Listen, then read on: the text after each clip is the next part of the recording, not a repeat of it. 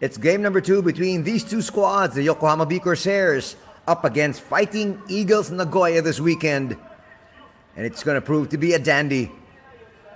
Yesterday's affair, Fighting Eagles Nagoya won 90-71 over the home squad as we welcome you to the Yokohama International Pool, our venue here, the home of Yokohama. And they want nothing else but to be able to get back at their rivals. They're going to need to be able to do that right here, right now. Yokohama B-CORSAIRS with a 2-1 record at this stage. Fighting Eagles Nagoya picked up their first victory yesterday as we take a look at the different teams in the various conferences. Well, our focus right now will be right here. Let's take a look at some of the vital players that will be coming in and helping out their respective squads. Let's take a look at what transpired yesterday. A loss for the home squad. Fantasista always running the offense, and Sudo was on fire.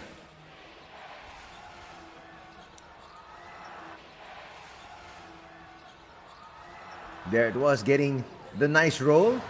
That's Tyrell Takosudo. That was actually a big win. 90-71. There's Seiya Ando, longtime member of the Japanese national squad. Now showcasing his wares here for Yokohama.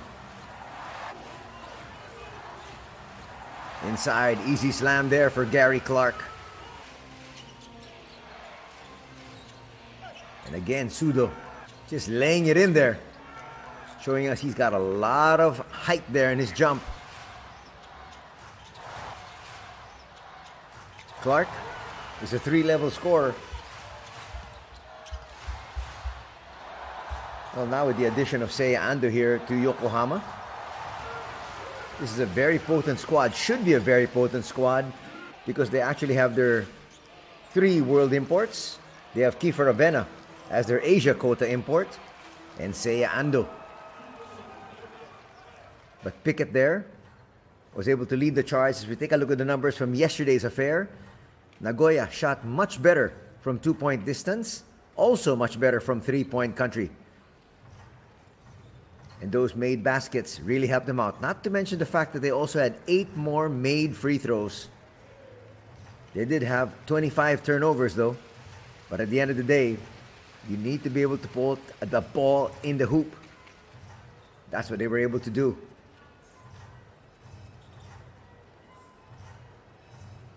Well, everything is back to square one here on their second day of their encounter with each other this weekend. And trying to look for a different result are the Yokohama B-CORSAIRS. As we take a look at the lineup of Coach Lassie Tuovi. We talked about Seiya Ando, number 3. They have Damian Inglis, number 4. Also number 8, Gary Clark. And number 11, Cameron Jackson. Not to mention, we can't forget Kiefer Avena, number 15.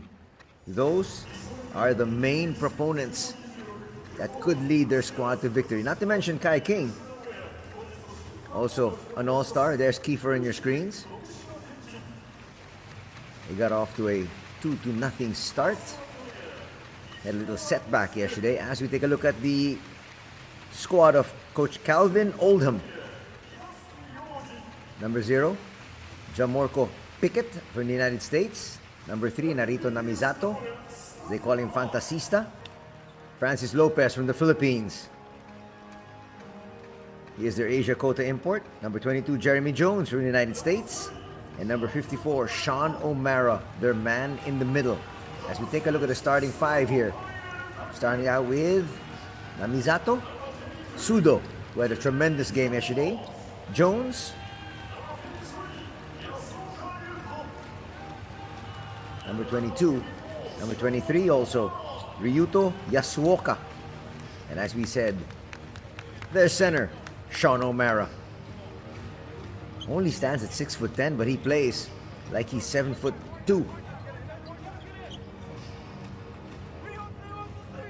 Gives him that well-needed inside presence.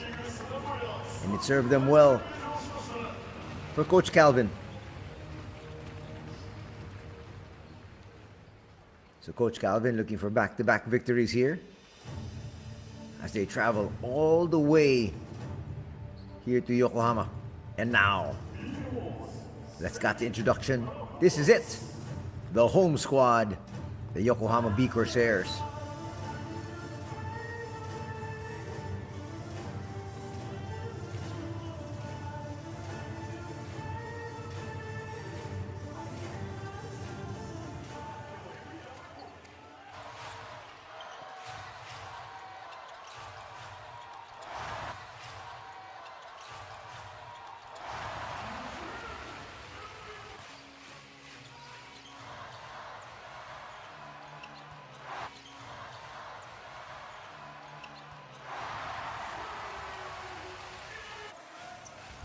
There are the numbers of Clark yesterday, scoring 19 points.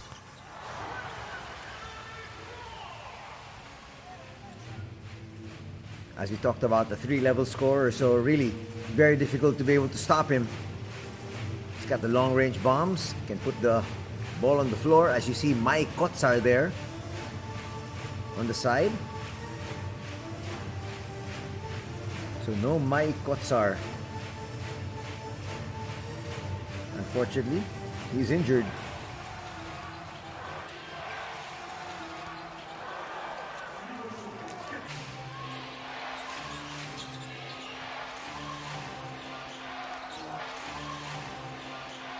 As we take a look at the numbers of number 0, Jamoro Pickett, also with 19 points for Nagoya. And showing everybody that he's got a complete package as well.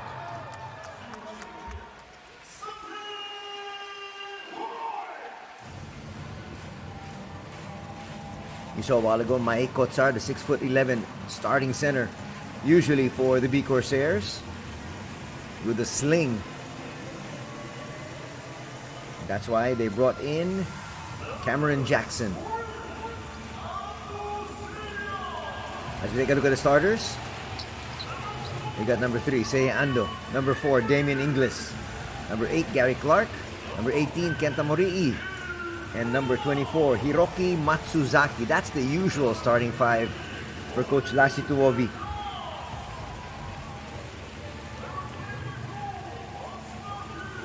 He'll have Kiefer Avena coming off the bench. Not to mention Kai King, part of that second unit of his. So they got firepower coming off the bench. Not to mention the fact that they also have Cameron Jackson. There's Coach Lassie. And we're all set for the rematch here this weekend. There are 3 referees. Referee Tomishima, Referee Ichikawa, and Referee Iwatsuki.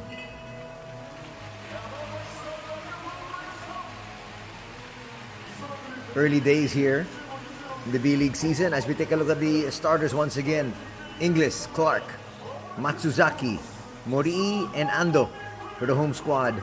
Namizato, Sudo on one side together with Jones, Sean O'Mara, and Yasuoka.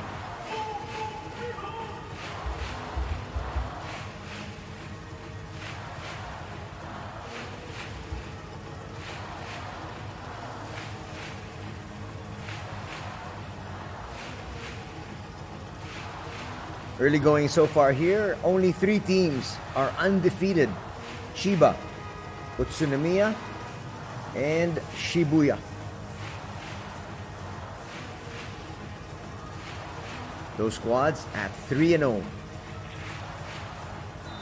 course, they'll be playing here today once again. In other parts of Japan, let's see if they can stay spotless. But the focus is on Fighting Eagles Nagoya as they visit the Yokohama B-CORSAIRS. The visitors have first crack at the basket. They get it to Fantasista. Fantasista still serviceable at 36 years old. Knocks down that one. Open up scoring for his squad. It's 2-0. Ingles up high, looking for a friend. Ando almost lost it. Not a good pass. Not a good seal as well by Clark. Might have been a traveling violation, but an easy lay in there. It's 4-0. Skying in there was Jeremy Jones. 4-0 early on. This is what Yokohama cannot do. Start off slowly, start off poorly. And here they come once again. Yasuoka puts up a 3. Yes! It's 7-0 very quickly. And that definitely is going to force the hand of Coach Lassie Tuovi. Just 1 minute and 10 seconds gone. And it's 7-0.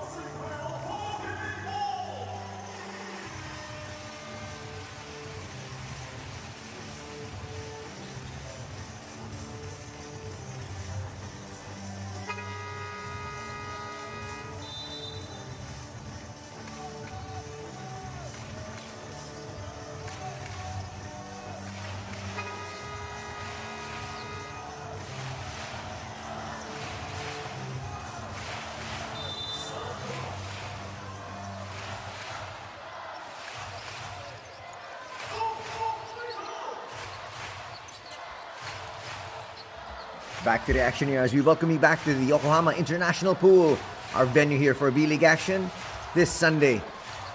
Nice look inside, outside basketball. Morii for 3. That stays down. Finally, Yokohama on the board off that set play. Once again, on the outside, Jones. That's just too easy. Slithering his way to the basket, gets another point. Gets another basket actually. Increasing their lead, back up to 6. Looking for Jones, their main man, especially from the outside, but Ingles can also get hot. Morii to the wing. Ingles had to put that one up. Shot clock was winding down. Extra possession. Ingles scores. Bit of fortunate turn of events there. And a foul is going to be called on Matsuzaki. His first. The team's first. We like the fact that Sudo is just pushing that floor, the ball up that floor.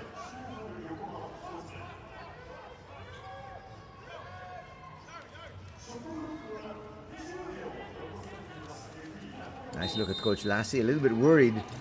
Doesn't want to have back-to-back losses here. That's poor defense. Defense caught napping that time.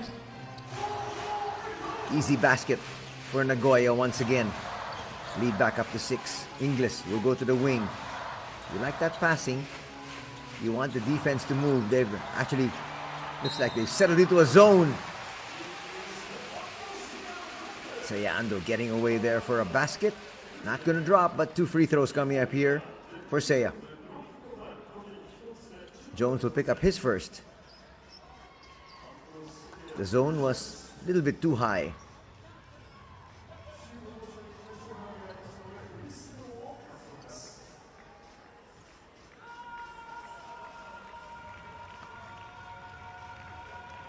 Ando on the line for 2 shots. Expecting to make both. That's his specialty, shooting.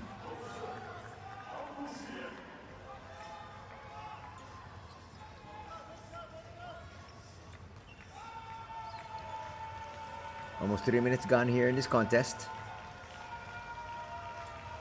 Ando's actually now 4th in scoring in B-League history. That's not a surprise. He's one of those individuals that can really scorch the hoop. He's got 6,718 points.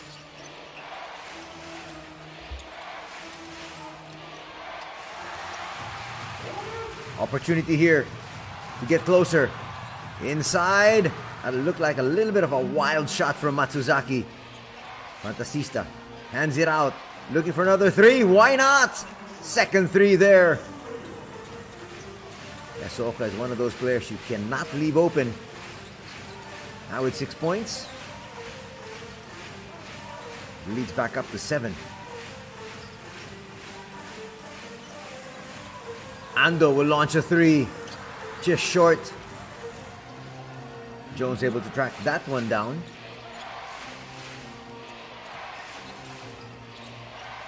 Able to break down the defense. That's offline. 2 out of 3 now from 3-point distance is Yasuoka. That was a heat check more than anything else.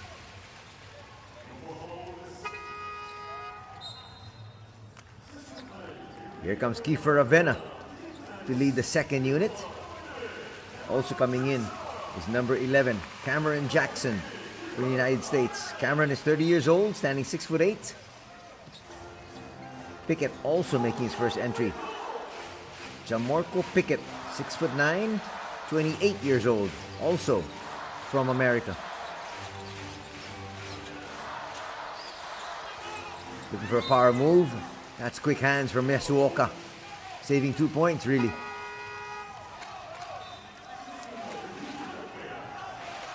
Yasuoka is one of those players that loves to play defense, as he's going to take a seat first for the time being. Checking in his place is Tensho Sugimoto. Kiefer the inbound. That's a great pass. Finds Inglis. Inglis' shot rims out. Deficit still at 7 for the home squad. Fantasista inside for 2 and a 3-point play opportunity. Sudden burst of speed. Here it is once again. Boom. And a little nudge there from the back from Kiefer Avena. And Bizato still with sneaky speed. Lead is now 9. Could be 10. It is 10. 17-7.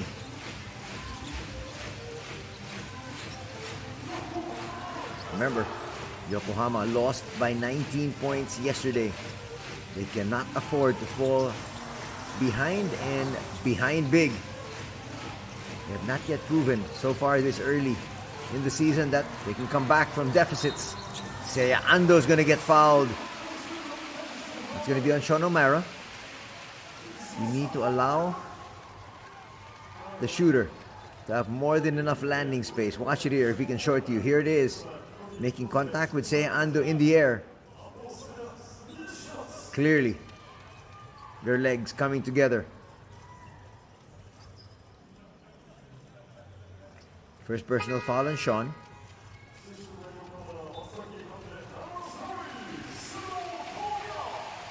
Yasudo in for the first time. Sudo, another solid player and contributor for the squad here of Coach Lassie Tuovi.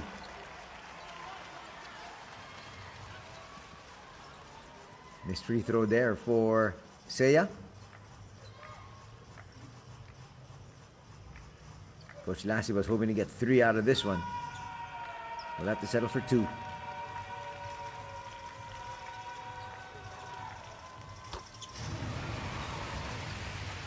There's the second.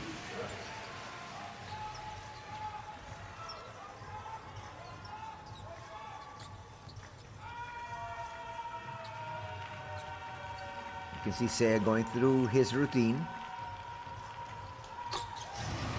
2 out of 3. 17-9 is our tally. And again, Fantasista at the controls here for Nagoya.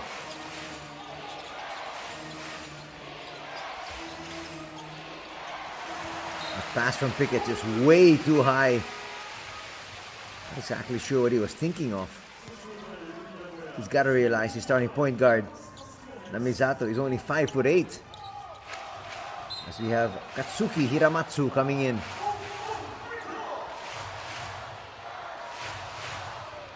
Let's see what the 23-year-old can do.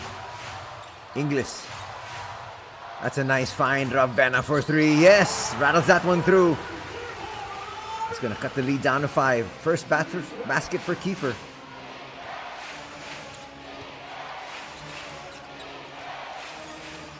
That's a nice find on the wing. And a carve out space, forcing the issue. That might be a foul on Seiya Ando. Sticking a little too close.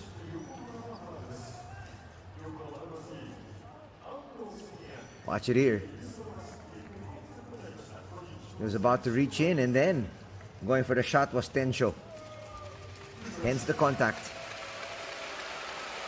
First personal going to be called on Ando.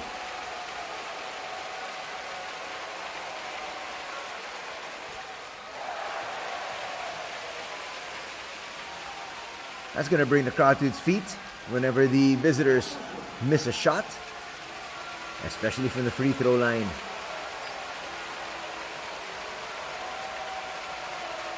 So far, Fighting Eagles Nagoya is 5 out of 5 from 2-point distance. Another missed free throw, but Sean O'Mara's there for the putback. They're going to get the 2 points nonetheless. First points for Sean O'Mara here this afternoon. We told you he plays a lot bigger. Kiefer Ravenna with a good move. Now with 5 points. He's starting to heat up. That's a good sign for Yokohama.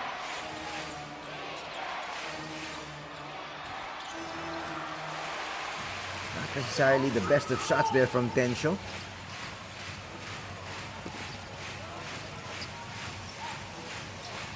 Here's Seiya. 2-man game. Couldn't find the roller in Jackson. Again, Sean O'Mara. With a poor pass though.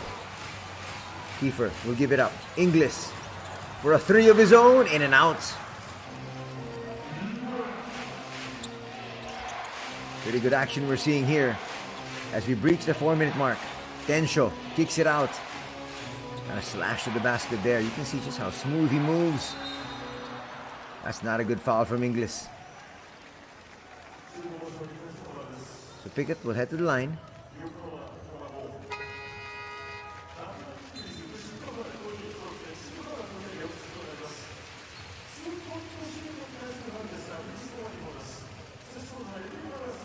Inglis complaining a little bit about that foul, but there definitely was contact.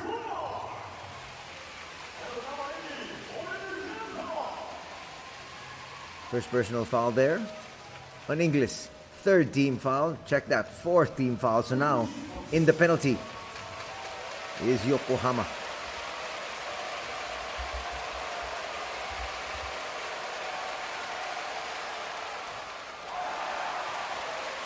Another missed free throw. That's 3 missed free throws now.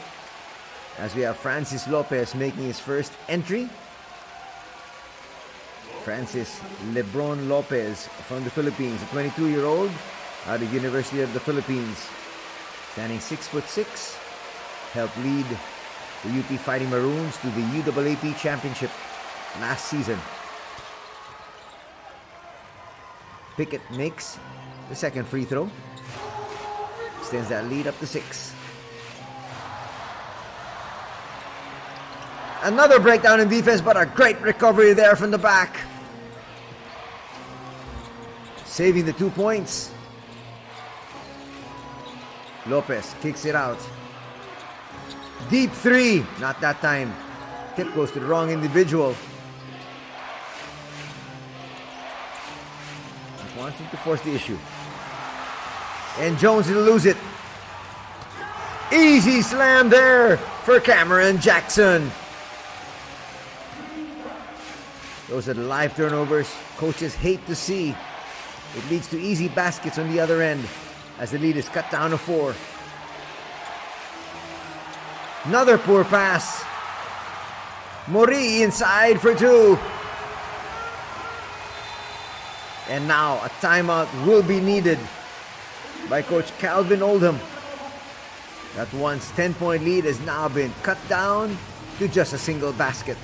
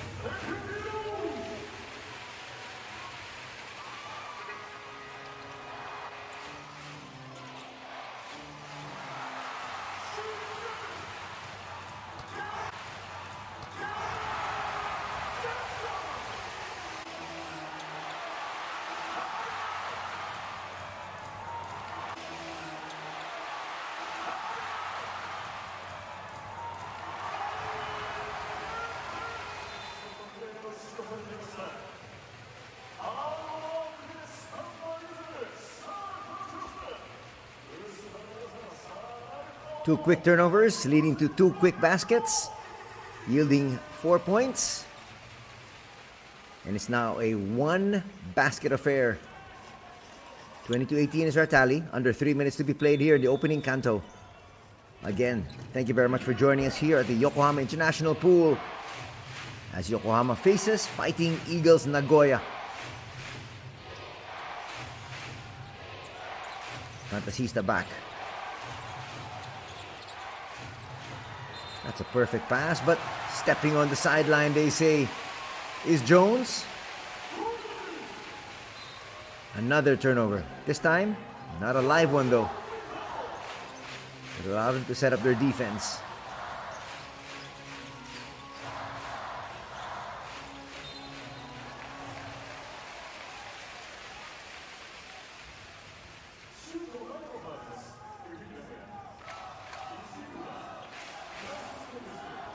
Nice look there, Lopez.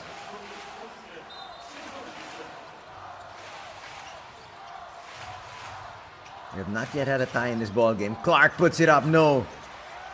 That putback will tie things up at 20. Our first deadlock of the ball game.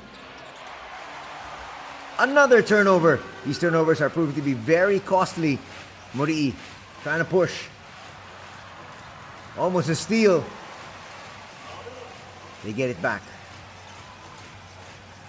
Kiefer left wide open. Puts up a three. Just short. Jamorco, his pass. Too strong. Fantasista's fast. Not that fast. Pickett apologizing. That's his second poor pass. Under 2 minutes to be played. Yokohama has been in the penalty for quite a while as Kai King makes his first entrance. But the Fighting Eagles have not been able to take advantage of the foul situation.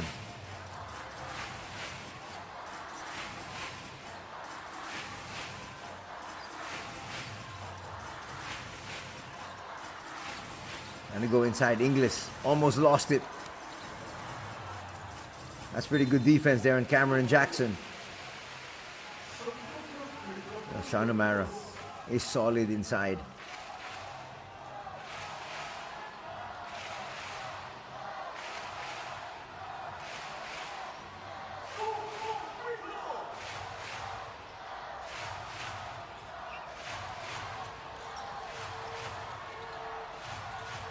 Kai King trying to create space for his team, and Clark can hit. Fantasista now with the ball in his hands. That's good defense. Boy, Cameron Jackson has been all over the place defensively. That's his second forced turnover.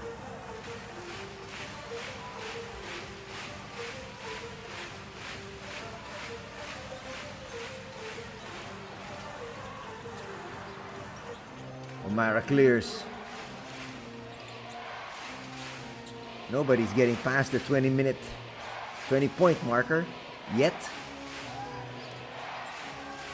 Under a minute to be played here. Yasuoka's back. They go to Sean O'Mara. That's a nice look. Big action there. So Jeremy Jones will let the line for 2 shots. Possibly give his squad the lead.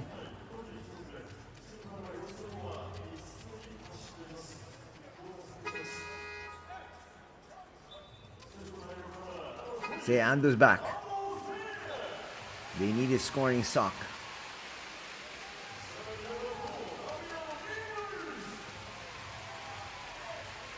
Tyrell back as well. Tyrell Takosudo got his squad off to a good note yesterday with those 2 threes in the first period.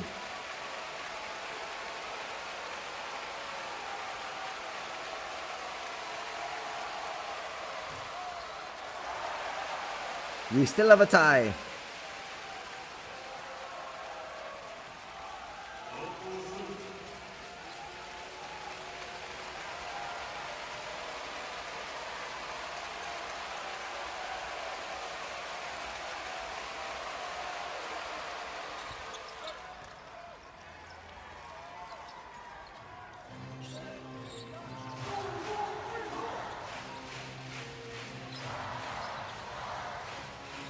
Time for a possession each, and that is a poor pass.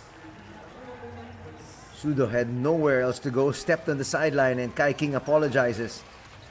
Not quite sure why actually both squads coming up with passes that are just too tight. Kind of force the issue as we have a 5-second difference from the game clock and the shot clock. Yokohama with no fouls to give. O'Mara picks up his dribble. Inside, up and under move. It's not going to drop.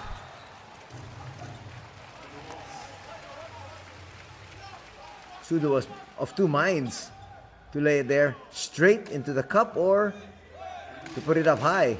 Nice smile though, as he knows he's going to get more opportunities, but still just a 1-point lead for the visitors. Shot clock's off.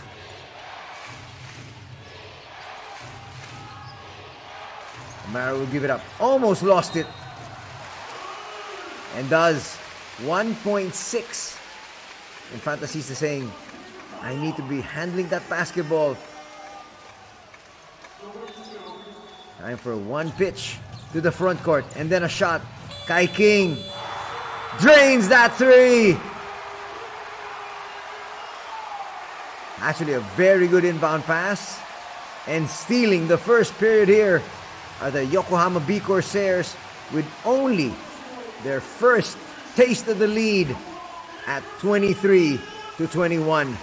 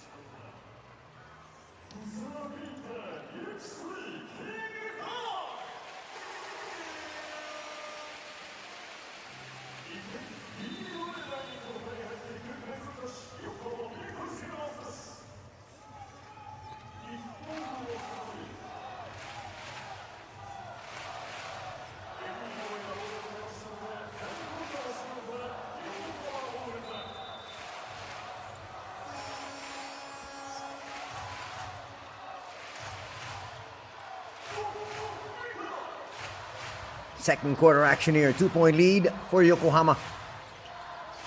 They got possession here. Looking to stretch their lead. Inglis from 17 feet. Rims out though. Second attempt at the basket. Kai King switches hands. Gets denied.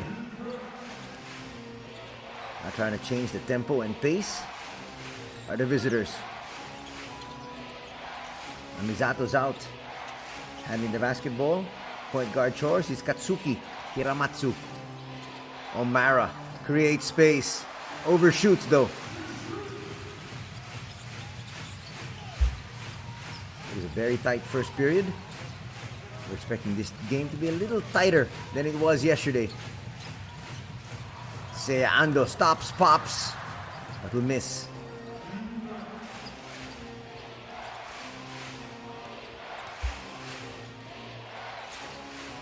Looking for space once again.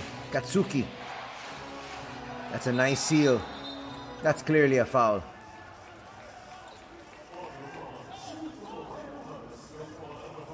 That's going to be the second foul of Damien Inglis.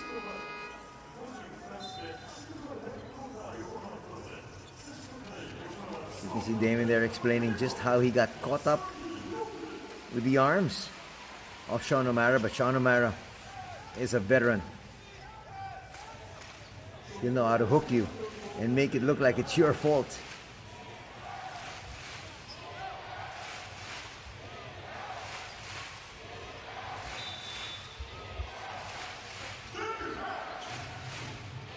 Second foul, as we said, on Inglis.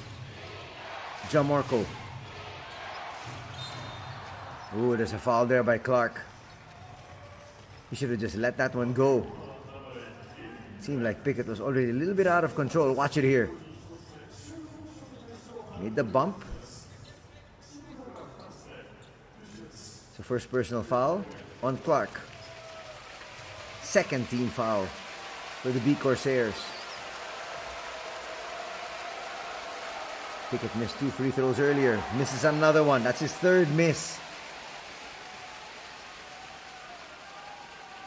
That's something that Coach Calvin Oldham and his assistant coaches need to work on though. As a world import, you're going to get fouled a lot. As a world import, you're going to get to the free throw line a lot. You need to make the defense pay.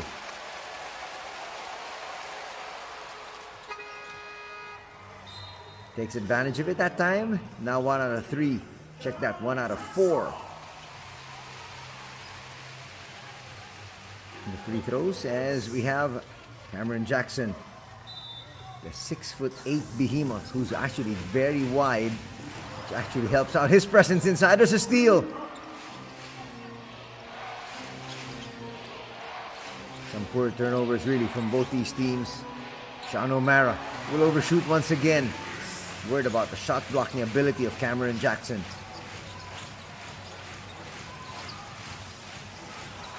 Kai King, that's his specialty. Back rims that one.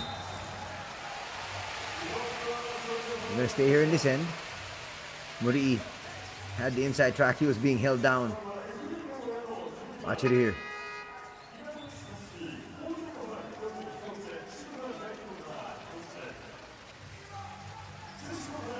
Foul will be called on Katsuki.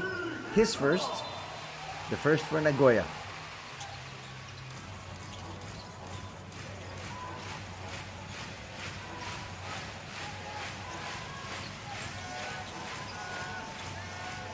Extra pass.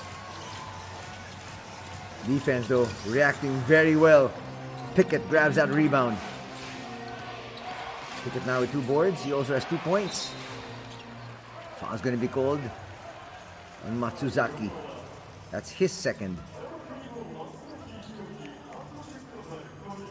That's going to be the 3rd team foul here for Yokohama. And a lot of time still to be played here in quarter number 2. Pickett finds O'Mara. O'Mara couldn't hold on to it properly. Will lose it. Another turnover. That is turnover number 11 for Fighting Eagles Nagoya. And we've actually just began the second quarter. That's too high of a clip. On the other side, only 3 turnovers for the B-CORSAIRS. That's going to be number 4. Inside, Francis Lopez. He can really sky when he protects that basketball when he goes to the rim. The more prudent thing to do is just let him take that shot. Give him the layup.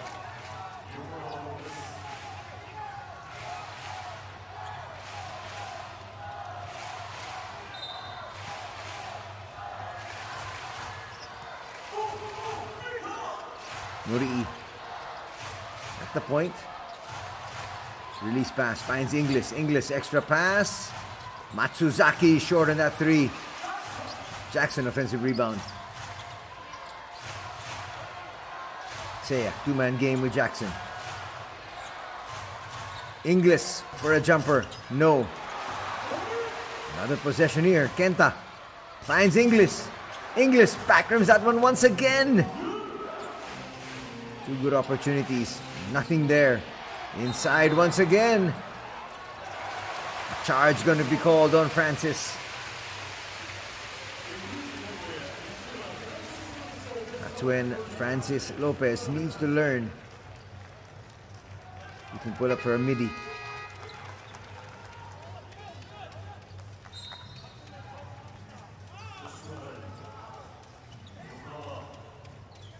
First personal foul.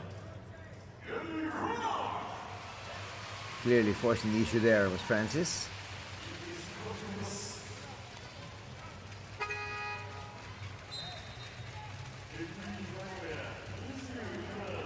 Clark back in. So far he's had a very quiet game number 2 here this Sunday. Exploded for 19 yesterday.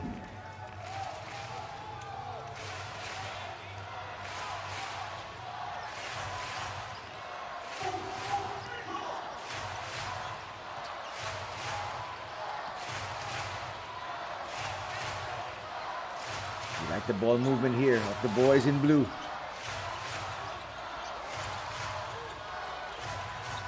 Jackson from the wing. No. They're taking open shots from 17, 18 feet. That's poor defense once again. Getting all the way to the cup was Hiramatsu. Leads back up to 3. Kick ball here from Pickett.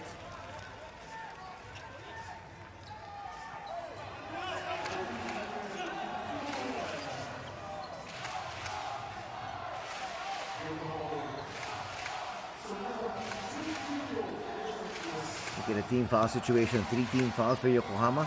2 for Fighting Eagles Nagoya.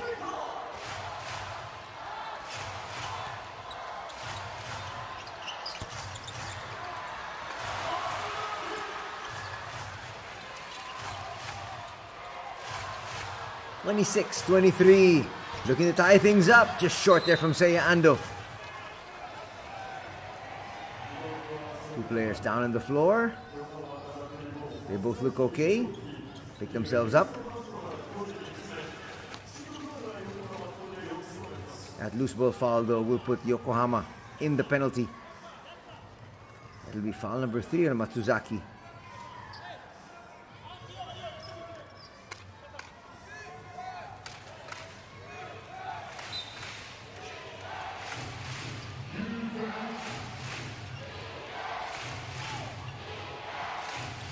Chance of defense, and why not? Their squad just down by 3. They're within earshot. Yasuoka looking for another 3. That's his 3rd.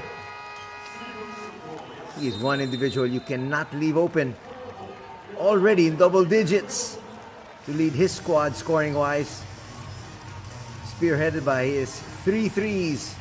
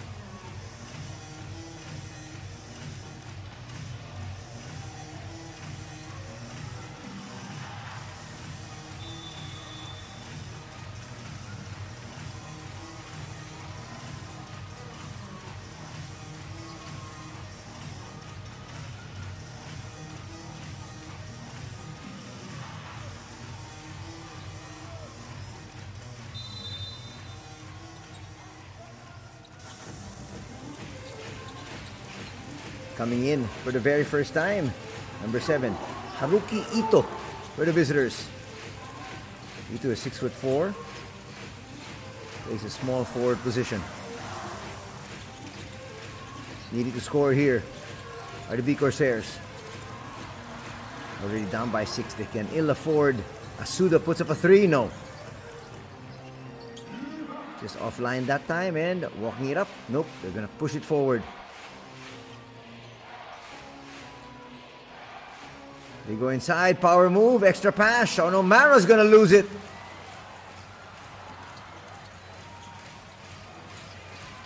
Gonna wait for the rest of the troops. That's very good transition defense being shown here by Nagoya. Clark for 3. Shorter once again. Can't really get too much from the outside, shooting just 21%. They're 3 out of 15. This will help their cause. Another slam here from Cameron Jackson, his second. That's going to bring us here to an official timeout. 25-29, still ahead, Fighting Eagles Nagoya.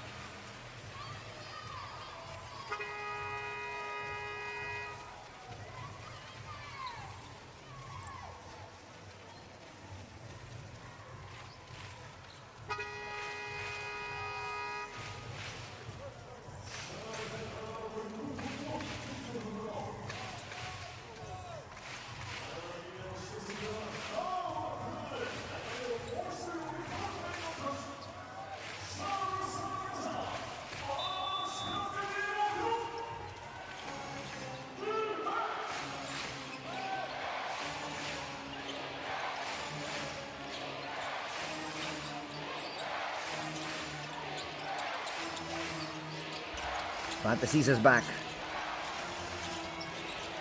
He's their starting point guard. He needs to see major minutes. Sean O'Mara denied there. That's good defense by Yokohama. They're also in the penalty once again. Penalty early.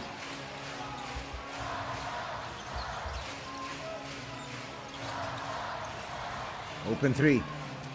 Not wanting to take it. They go back out. Sudo. 3 is gonna drop for Kenta Morii. He's got 8 points off 2 threes and a bucket inside. Fantasista with a layup. Reestablishes another 3-point advantage.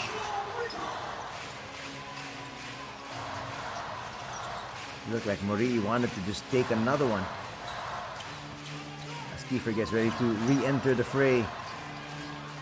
Clark gets the defense off his back and drains that trifecta. First basket for Gary Clark. That's very surprising after it exploded yesterday. How many opportunities? And Yasuoka denied. 3, no. Suddenly, Cameron Jackson comes in and says, enough is enough. That was 5 attempts at the basket. None dropped. Chance for the lead? No.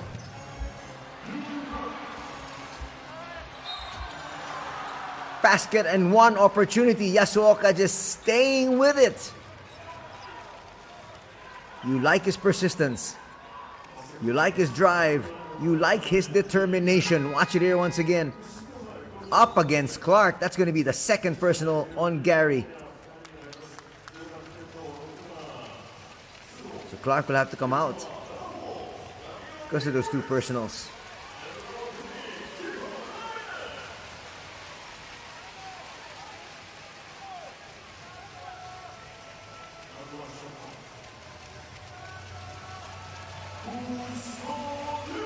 Look at the free throw numbers.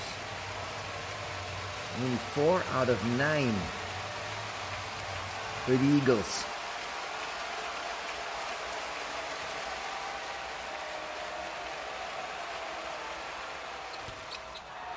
Now 4 out of 10. Shooting just 40%. Kiefer calls out flex.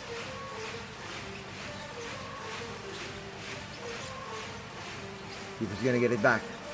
Repost. That's a good move by Kiefer. Can knock down the 3 though.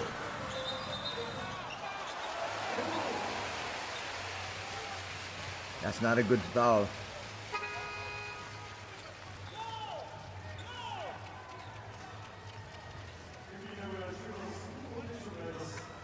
And I still battle for it there. Is it a jump ball?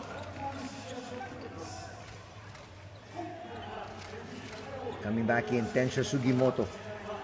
Coach Calvin making sure that everybody is fresh.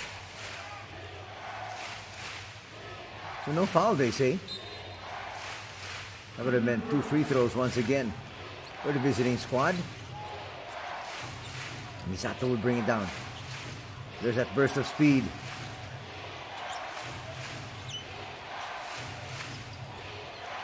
When Morii able to stay in front of him. That's good denial. And another rebound here for Cameron. Cameron now with 5 boards to go with 6 points. Inglis up against Pickett. Morii 3. Just short. That's a smart move there from Kiefer. He had the inside track. He's going to get that offensive rebound and fouled there by Sudo.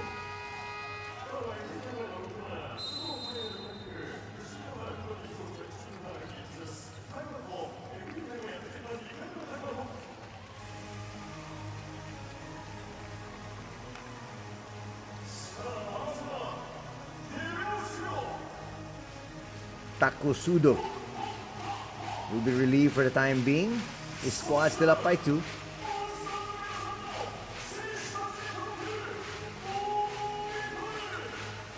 There's Morii with a wide open 3. And Fantasista showing us his sleek moves. Clark. His only basket there with a 3.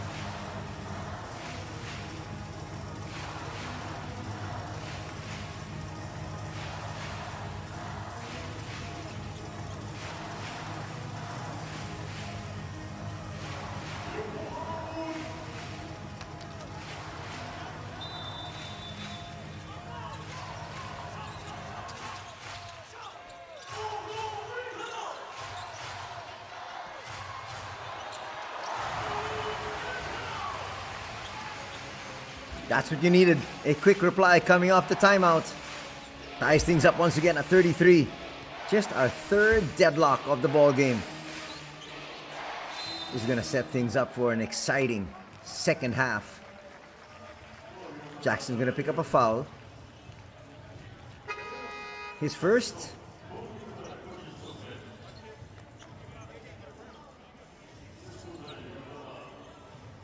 Inglis and Jackson there explained to the referee. Actually, that's the second time Inglis has been showcased what happened as Clark sent back in. This is a little bit of a gamble because Gary owned 2 personal fouls already. Sean O'Mara with 2 free throws first. They have not shot the ball well from the 15-foot line though. That's gonna drop.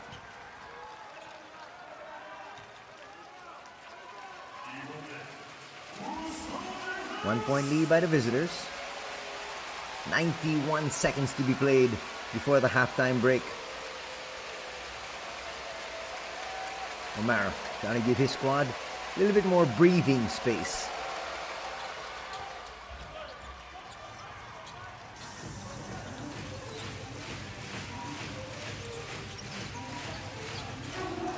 Should be 35-33.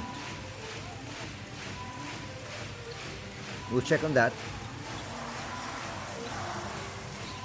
Inglis to the wing. Sudo knocks down that 3. His first basket. That's Koya Sudo.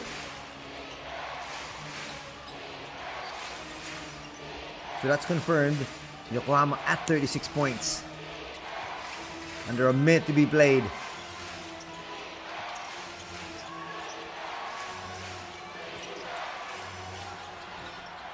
Long bomb not detonated there.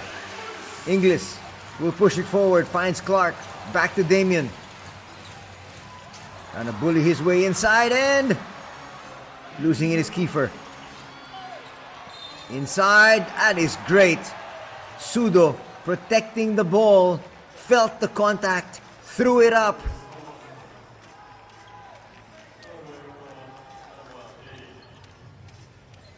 Still trying to get confirmation in the score. With this basket, that should make it 37.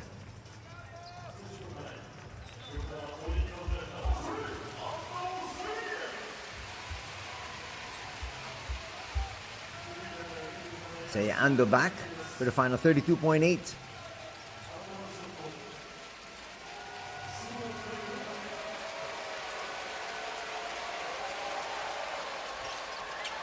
Can't complete the 3-point play. Was Taku. That's another missed free throw. They've missed 7 already. 7-second difference from the game clock and the shot clock. Seiya will launch. Why not? Long rebound. Snagged here.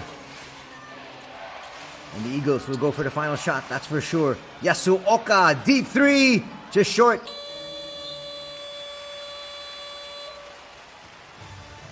So there is confirmation that was supposed to have been 35, not 37. But with a shot there of Tako Sudo,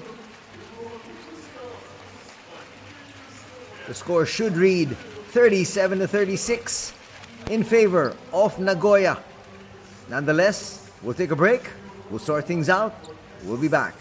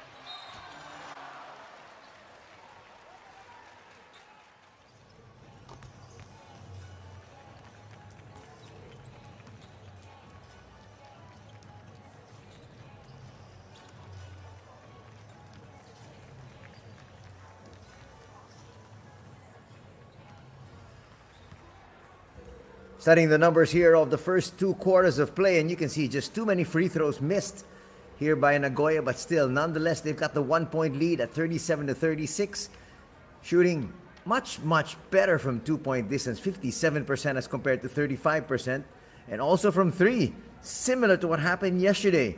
But look at this. The reason why they can't get ahead by a lot is because they had 14 turnovers as compared to just 5 for the squad here of the B-CORSAIRS.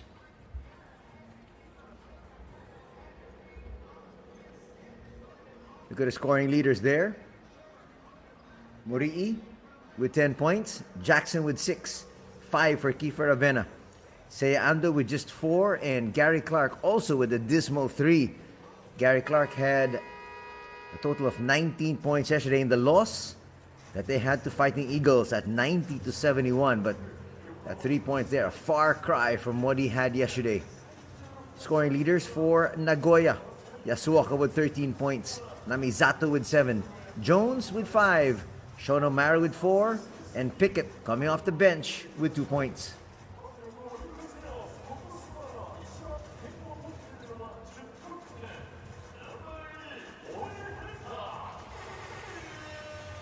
Looking at some more numbers. Shono Mara with 9 boards already. 5 rebounds for Yasuoka and 4 for Jones. Key player matchup. Both of them really not scoring too well for their respective squads. We got Clark on the left, Pickett on the right. More numbers. Jackson, you can see there with 5 boards. Inglis with 3 and Morii with 2 boards. In terms of assists, Inglis has 5 assists, 3 dimes for Ando and 1 for Morii. For Eagles, 4 for Namizato, their starting point guard, that's expected, and 2 for Hiramatsu.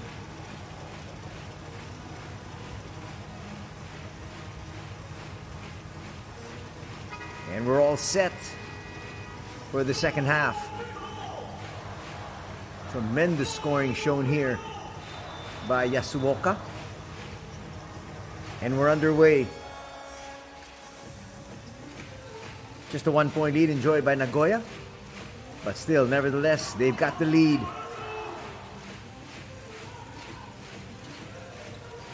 Damian English trying to start strong. He should have just taken that shot. That's a nice save by Yasuoka. And Misato once again, as we talked about already, with 4 dimes.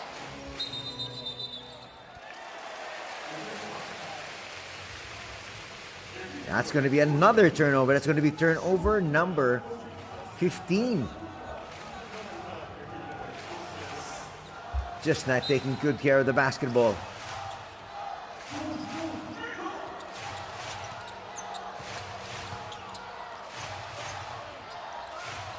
Trying to take the lead are the B-CORSAIRS. Inglis with a handoff. Sudo. Morii. Open 3, a little bit too strong. They're really trying to get Seiya Ando involved, but what can you do when those shots aren't falling?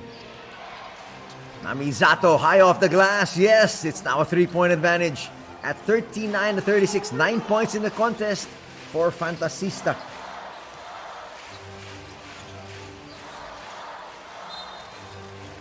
Foul's going to be called.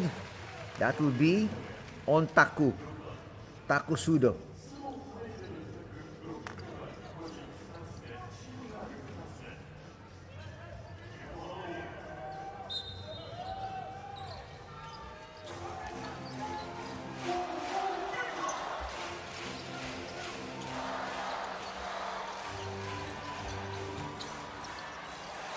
Long Tom not going to work. Put back will work. At the right place, at the right time. Gary Clark now with 5 points. He needs to explode.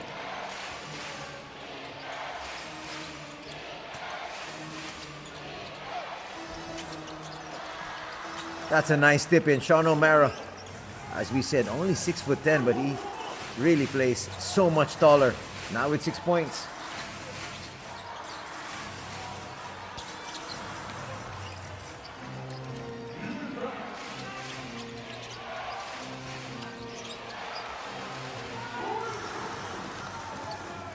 Asoka's going to track that one down.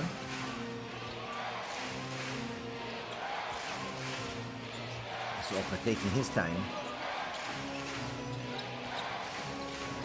Threading the needle. That would have been an easy dunk for Sean O'Mara, but that's actually a very good foul. Come here from Kenta Morii. Coming in, the swipe at the last minute. He felt it was clean. Referees say otherwise.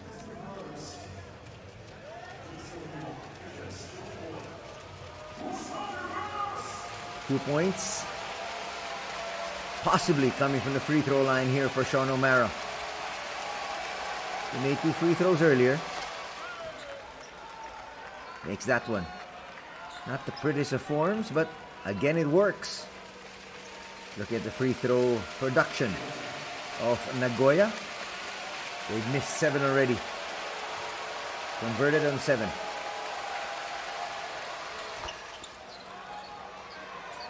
Two for 2. The lead is 5.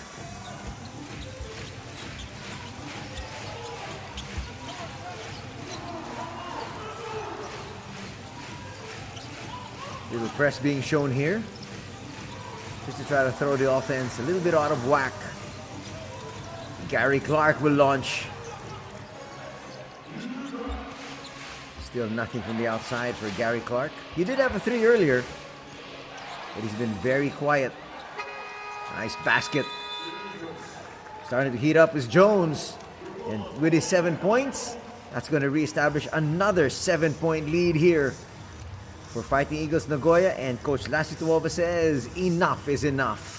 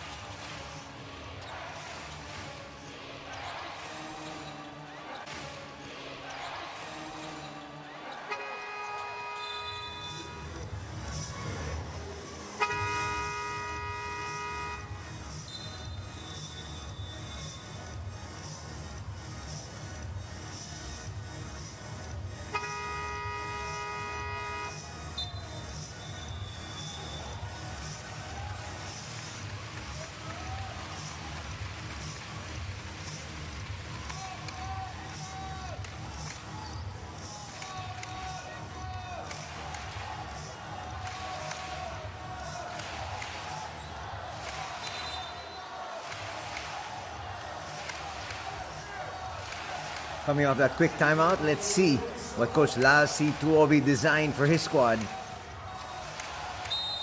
They're going to try to get Gary Clark involved quickly, or is it going to be Seiya Ando from the outside? Again, nice press here, and that is going to elicit a turnover. Not the way you want to try to execute, especially coming off a timeout.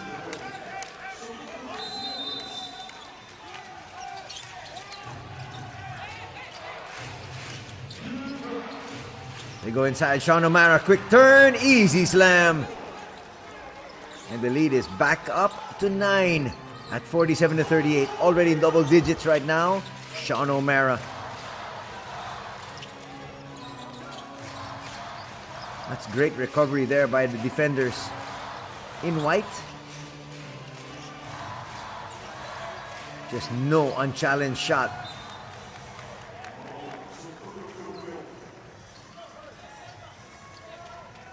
3 minutes quickly gone here in the third.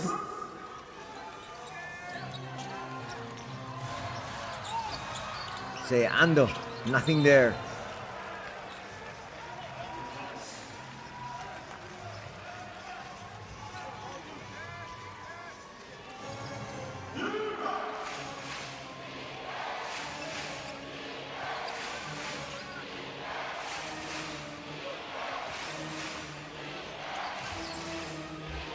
Stopping, spinning, and getting it to drop. That is going to be the biggest lead now in the contest. 4 points here for Sudo. It's now an 11-point advantage at 49-38. They're starting to pull away. That's not a good sign for the home fans here. Inglis will come up short. Clearing once again there is Pickett. What a pass. O'Mara able to hang on to it. Up and under. Dipsy-do move. No. That would have been a highlight play for the visitors. I would have given them a 13-point lead. Foul's going to be called there in Yasuoka.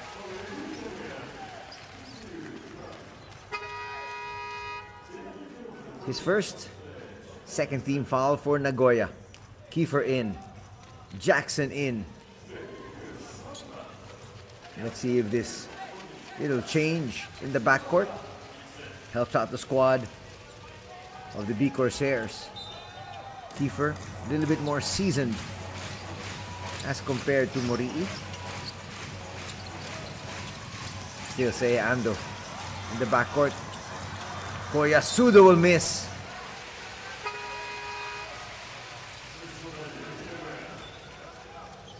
They're trying to get to the cup. They just can't finish. Pickett back in. Trying to use his length. He's 6'9", but he's got a 7-foot wingspan. Defensively, he's a monster. Francis Lopez in as well.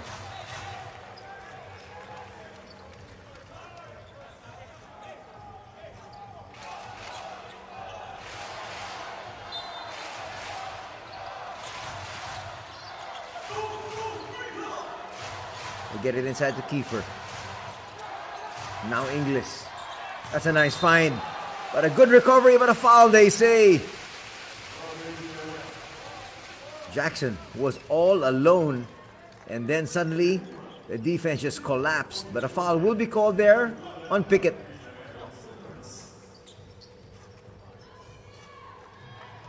That looked clean. But nonetheless, they're going to say it's going to be the first personal foul on Pickett as Jackson heads to the line for 2 shots. That will not drop. Also having some struggles from the free throw line. Not as much though, just their second miss. But still, they're the team that's playing catch up. They're the team that's down by 11. They need all these opportunities.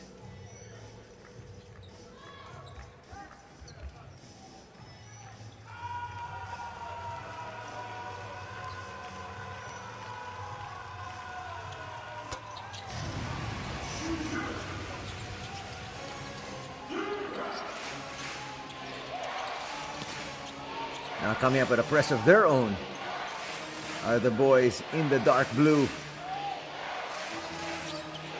Can it work? Can it throw the offense out of sync? That's a nice lead pass, but it slips to the hands of Pickett. That's a smart foul coming from Namizato. Stopping the action, allowing his team to be able to recover defensively. Still 5:11 to be played though. And Nagoya in the penalty. Actually, the first time that they're going to be in the penalty here this afternoon.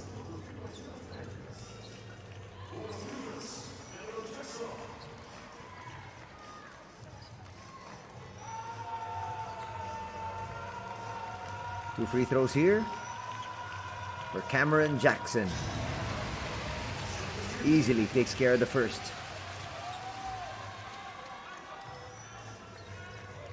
Jackson now with 6 points to go with 5 boards. Cuts that lead down to 9.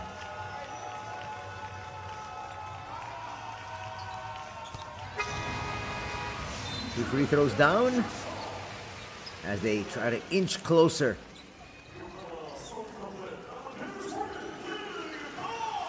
Kai King hit a big 3.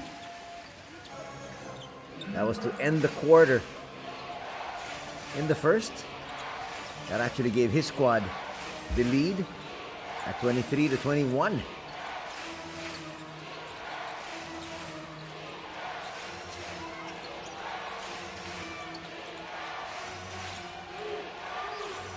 They leave Pickett open. They challenge him for that 3 and doesn't come up with a bucket.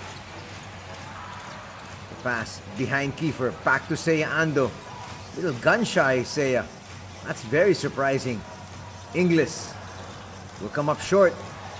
That's a nice find. Much quicker to the ball, to those loose balls. Right now are Damien Inglis and the rest of the B-CORSAIRS as they cut that deficit down to 6. Nice save. Almost another turnover by Katsuki and company. That'll be a foul. That'll be the second there on Jones. Check that on Jackson. There's confirmation.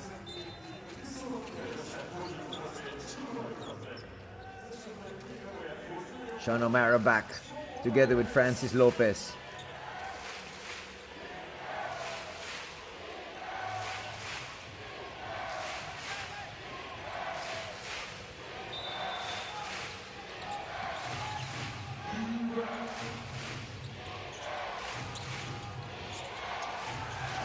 They try to blitz, and they force another turnover. That's turnover number 18 for Fighting Eagles. Boy, they're struggling. having to take care of that basketball. But despite those 18 turnovers, they're still up here by 6. That's a huge surprise. Kiefer. Extra pass once again. Kai King. Not a good pass. This is going to be a walk in the park for Katsuki. Katsuki now with 4 points. Lead is back up to 8. That can be pretty frustrating here for Coach Lassie Tuovi.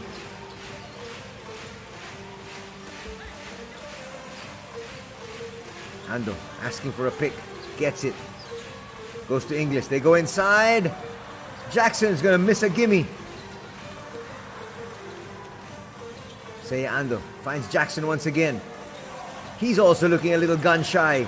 Shot clock down to 5. Ando, no. That's very good defense put up here once again by the visiting squad. Boy, Pickett made that look so easy. The lead is back up to 10. In the blink of an eye. Under 3 minutes to be played. Damien. Back rims that one. Looked like that was touched last by Kai King. But the referee say, we'll stay here in this end. Will it be corrected? Will there be a challenge? It's corrected there by the lead referee.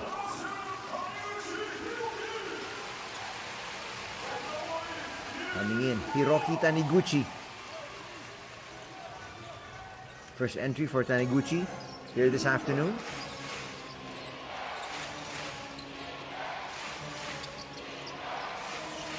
High press, and then they call it off.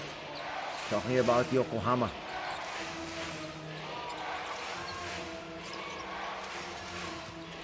Again, it's Pickett. He almost lost it. Eventually will. Jackson in the open court. Will miss. Wow, just too many misses.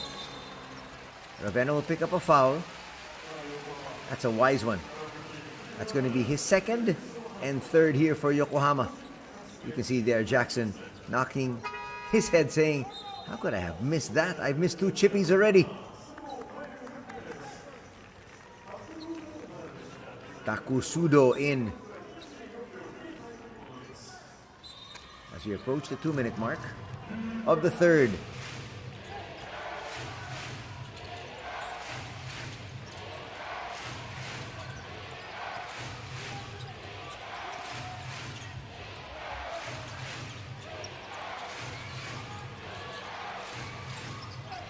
Exploding to the basket, Sudo. Asking for some contact. Referee say play on. They say minimal contact. Not enough to draw the whistle. 1:44. 54 to be played. Kiefer pushes it up forward as quickly as possible. He'll get it back. Asking now for some movement. See if they can get Gary Clark involved. He's been really quiet today, just with 5 points. Open 3, back rims that one. Good shot though from Hiroki. Sean O'Mara. They try to slow things down a little bit. Francis Lopez, sidestepping move, but boy, 2 players got entangled. That might be a foul here on Hiroki.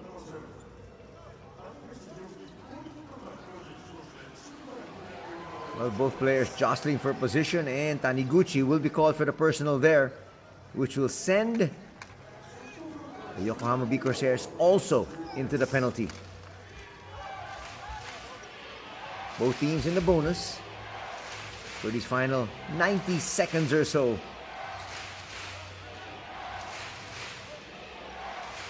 You want to be able to go around the screen, not through the screen. That's why a foul was called on Hiroki.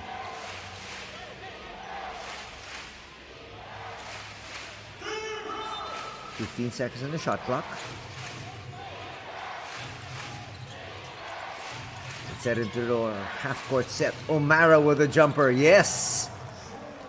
This is now the biggest lead in the ball game for either squad at 12. Also 12 points for Sean O'Mara.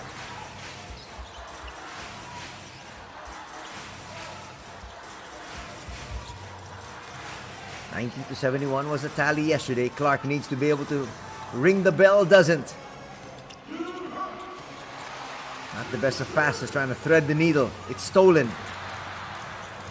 Another turnover.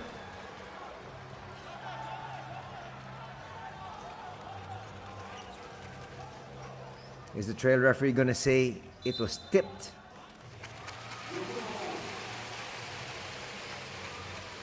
Looked like that pass was a little too high. Catching a break there, the B-CORSAIRS.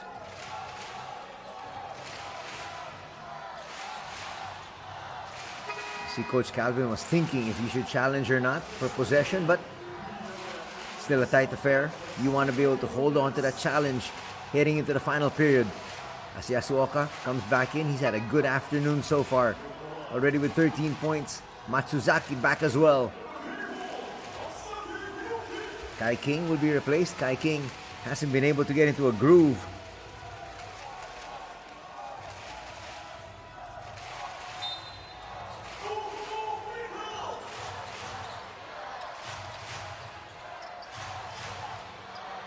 Clark will send it back up high. A lot of time on their shot clock. Kiefer Ravenna saying that he didn't have too much space to operate, and Hiramatsu will be called for a foul. Let's see that if we can from another angle. But Kiefer making sure that the referee saw that. 3 free throws coming for Ravenna.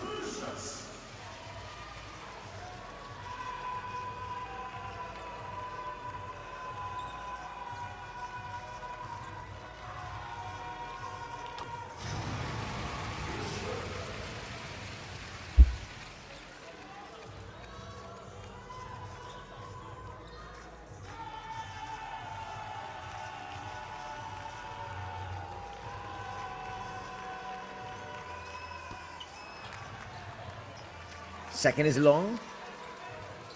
Third miss from the free throw line for the B-CORSAIRS. One more coming up for Kiefer. Got the lead down to an even 10.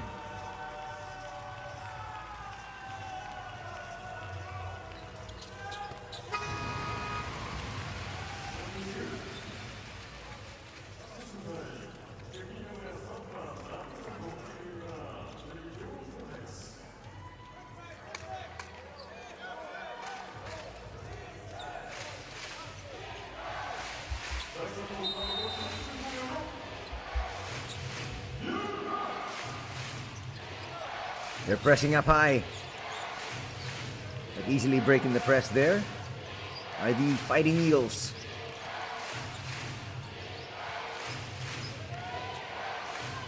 Amizato will get it back.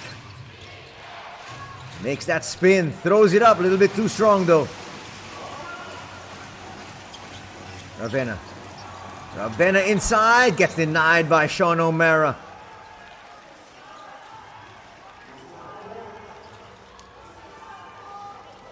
O'Mara making full use of that 6'10" frame.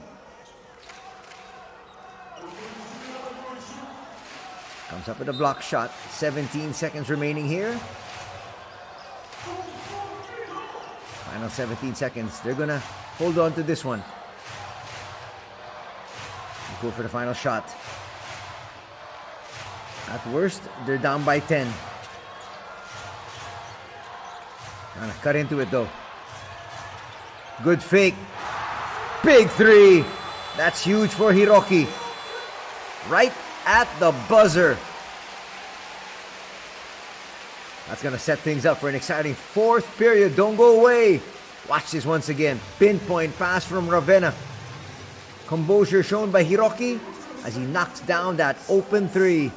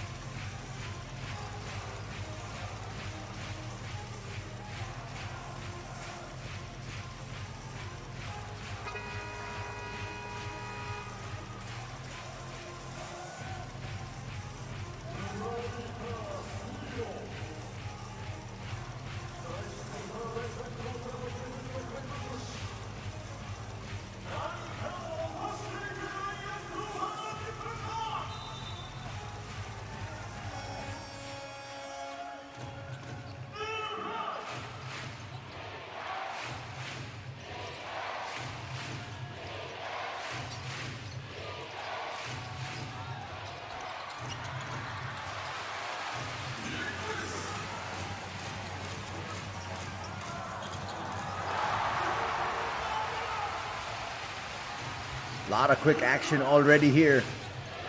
Kiefer Ravenna picking up the slack, starting the way you want his team to start. On a high note, especially playing at home. Cuts the lead down to 5. Watch it once again. Sidestepping move and puts it up for 2. Such a crafty move from the veteran. Not even 30 seconds into the match of the 4th period.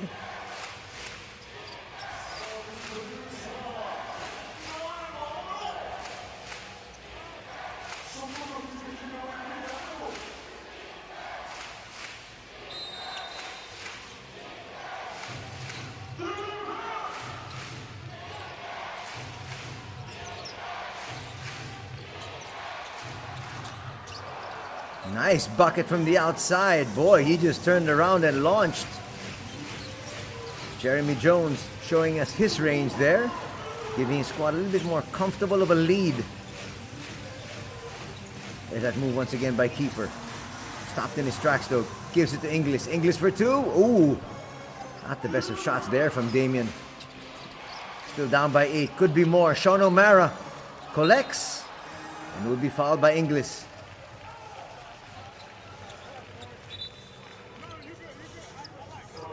Third personal foul on Damien. The world import from France. Not wanting to give up the 2 points.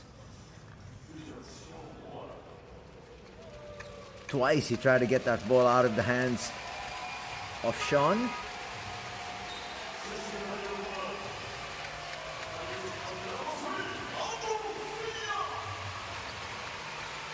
Here comes Ando.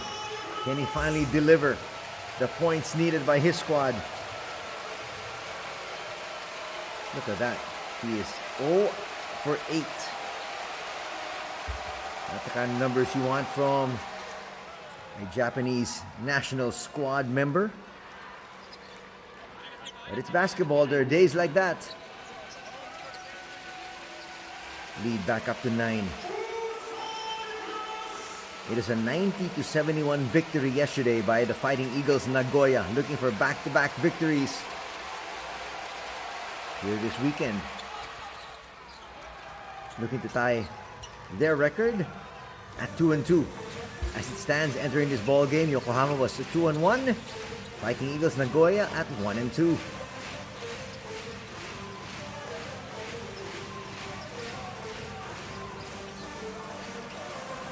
Open 3. Still nothing. 0 for 9 for Seiya Ando.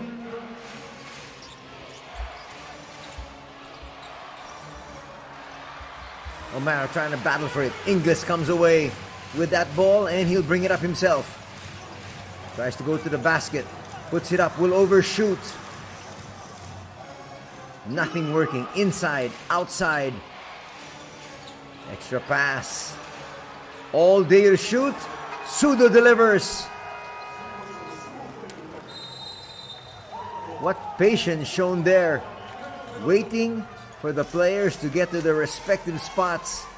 Sudo left wide open, knocks it down, and it's a 13-point advantage for Nagoya.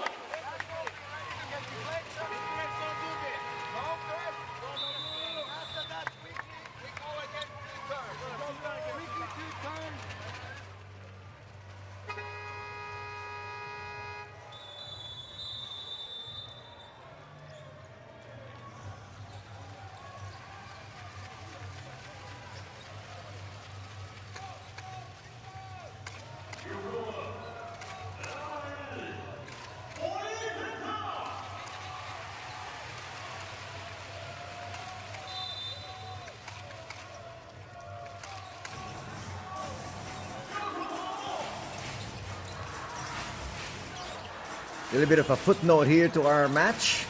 Seiya Ando is close to 1,000 3-point shots. He's now at 994. But today doesn't seem to be his day. As we mentioned a while ago, 0 for 9 from the field. Don't think he's going to get that 1,000 mark today. He should be able to get that in the next few games though. But today it looks like he woke up on the wrong side of the bed.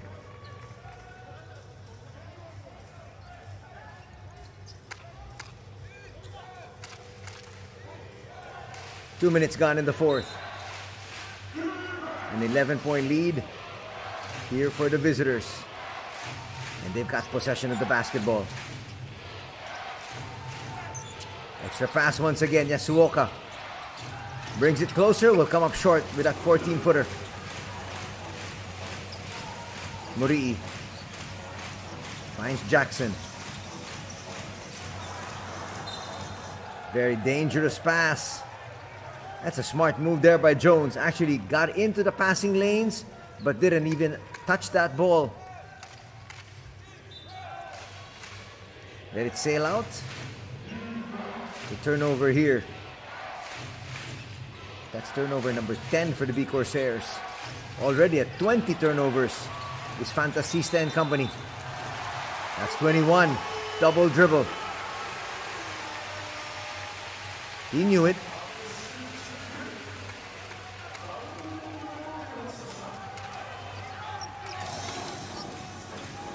Will they get another turnover? Can they convert though? That has been the big question here for the B-CORSAIRS. They cannot hit anything from the outside, especially Seiya Ando. But he's going to continue trying, that's for sure. Clark will overshoot. Foul will be called. And Jackson back to the line. Foul's going to be called on Sean O'Mara.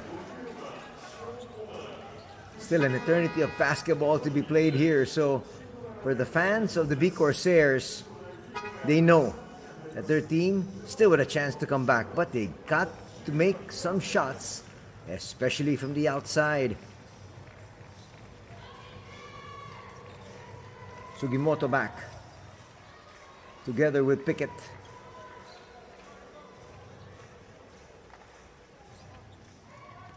So far, very good substitution patterns being shown here by Coach Calvin. He has found the right combinations for his squad, as Jackson has proven he can hit those free throws.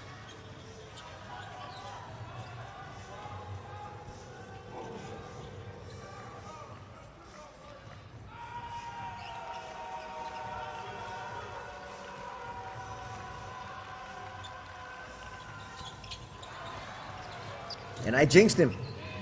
Sorry about that. Leads at 10. But possession here with the visiting squad. That's good pressure being shown by Morii over there in Katsuki. Shot clock's winding down. They still haven't got into their offense. And they're not going to get a shot off. And that's well applauded by the fans here at the International Pool of Yokohama. And why not? They got the stop. But again, the biggest question all throughout this afternoon is, can they hit a three?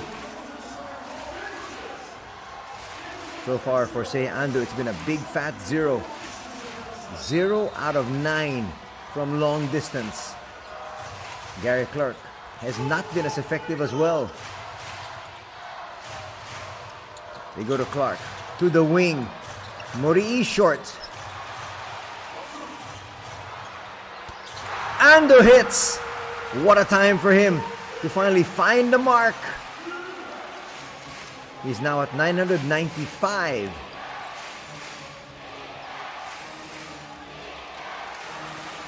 Almost a steal. Pickett. Pickett yet to take a shot from the outside, puts it up and knocks down that three. That's huge. He's got 7 points, answering the three of Seiya Ando.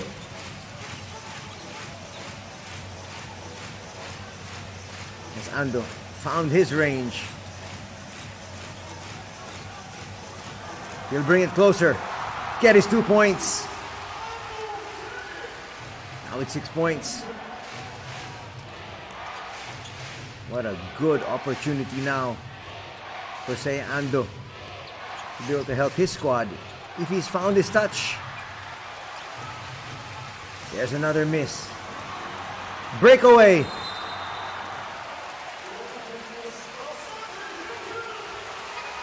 Sudo's going to be called for the goaltending violation.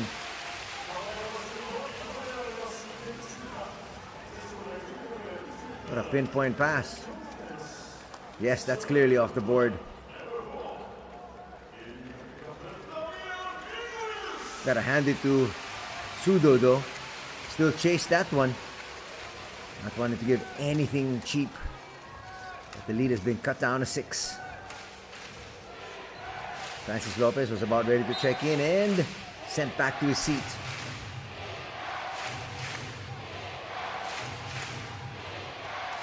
It's now Pickett and Jones. The lone world imports on the floor. Sudo gets away. The shuffle of his feet there. And then he was home free. 4:56 to be played here. And it's an 8-point lead being protected by Fighting Eagles Nagoya.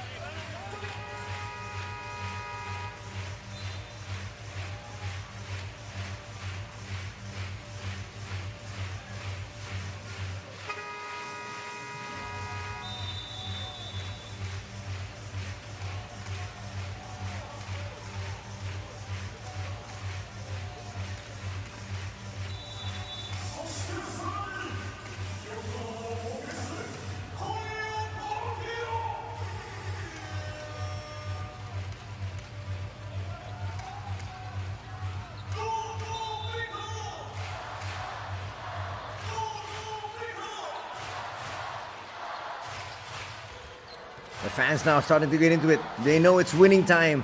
Final 5 minutes. Jackson stops inside. The tip not going to work there for Damien Inglis. Clearing there is Pickett. Still needing to score here. Are the Fighting Eagles? They're not yet out of the woods. Couple of jab steps. Short there on that 3 from Pickett. Seiya Ando will get it back. They've got Sudo all over Seiya Ando to make sure he's not able to get a shot off. He goes under the screen. A little bit too strong there by Seiya. Inglis for 3, also strong. Height is might here. As you can see, Jones not even jumping. Clearing that rebound. Under 4 minutes to be played here.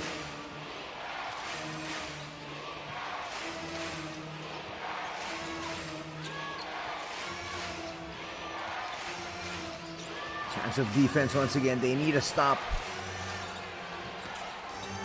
What a basket there from the youngster Katsuki. The 23-year-old's got 6 points. But that one, a crucial bucket. Getting his lead back up to 10. Seiya Ando still holding on to that basketball. Nice back cut, extra pass. And again, you like the effort there of Sudo. He may not be able to get the block, but he said, let me have you earn it from the free throw line. No slam dunk, no layup. Watch it here. Tries to recover.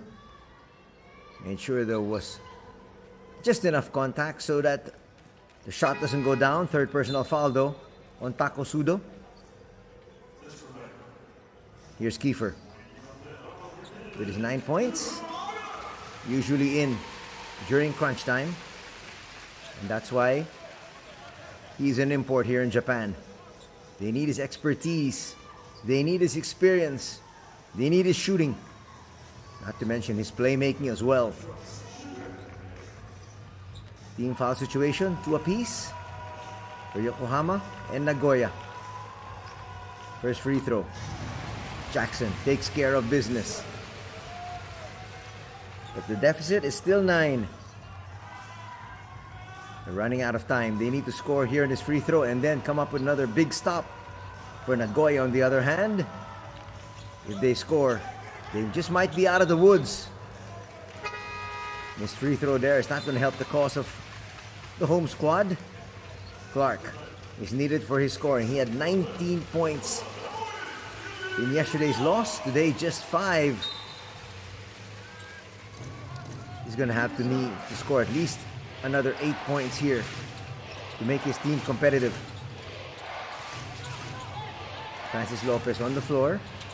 Sudo to Lopez. They kick it out. Nice composure shown there by Lopez.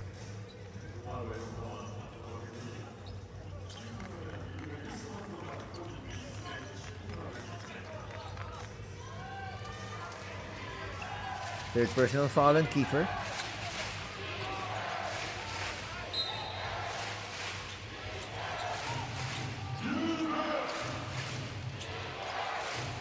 Now they'll use some clock.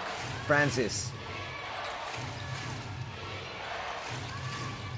They look for Sudo.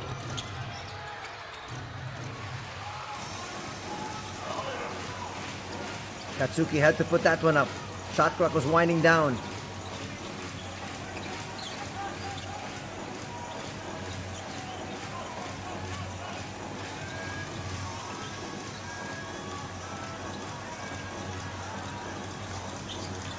Clark, he's got a mismatch, but he's got to bring that closer. Seiya Ando with the shot. He's got 2 threes. Both of them here in the fourth. That's a kickball. That's going to reset the shot clock to 14. What a perfect time for Seiya Ando to find his range. A timeout will be called here by Nagoya. Coach Calvin wanting to make sure about this next offensive thrust.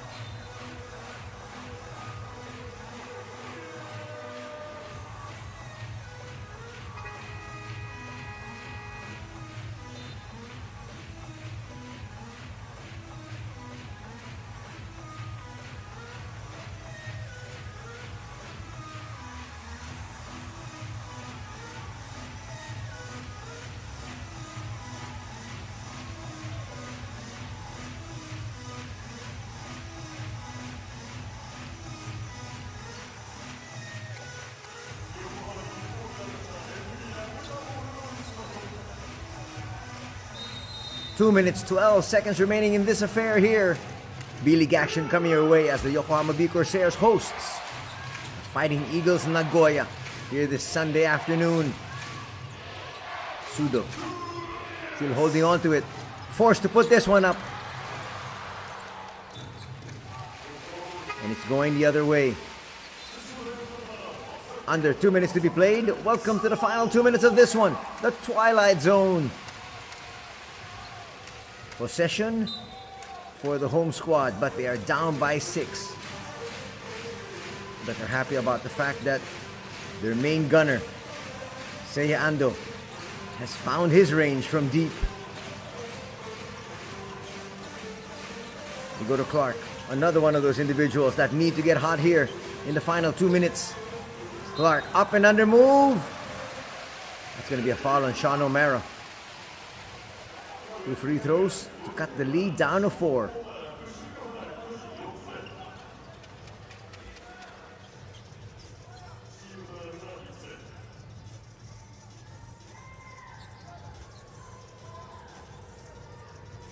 Fourth personal foul on Sean. 2 free throws coming up here for Gary. Makes the first.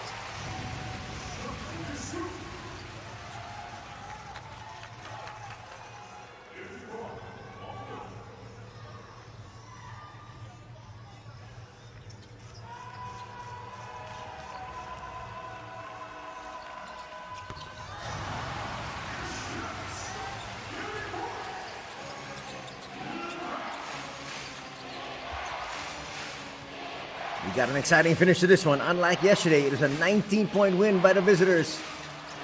Namizato, look away pass. That's a great pass over there. And again, Sudo delivers. He delivered in the first half in yesterday's affair. Today, he's coming up big in the second period onwards. Kiefer for 3. Yes! Kiefer now with 12 points. It's now a one-possession affair. 72-69. Fantasista looking for space. Gets it over to Jones. Back to Namizato. Shot clock winding down, and a foul is going to be called on Kiefer. That'll be number 4 on Ravenna. That's going to put Yokohama in the penalty.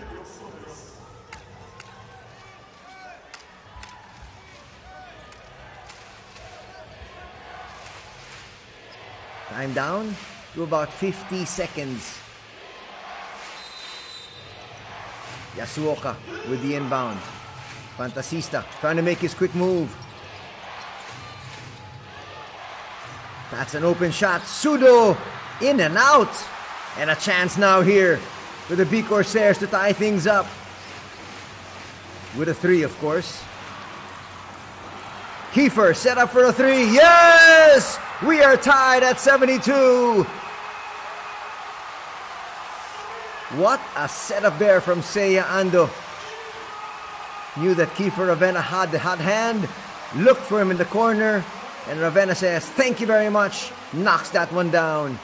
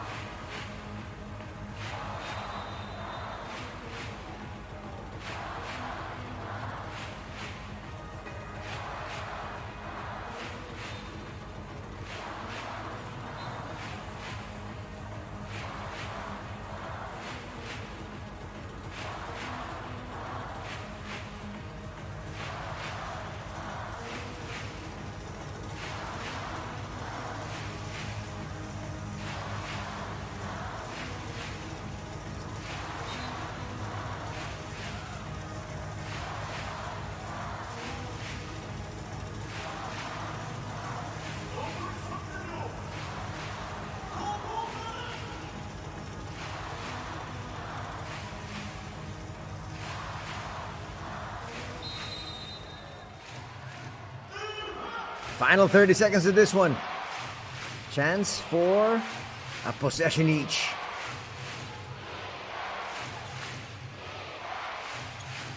The fans of the B-CORSAIRS looking for a big stop for their squad here. That's going to stay here. They're going to review it. Time down to 13.4.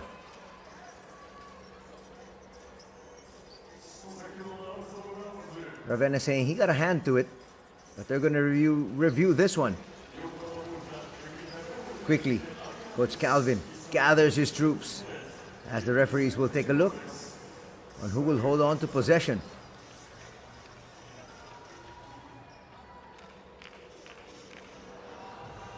That did come off the hand of Ravenna. Watch it here from this angle.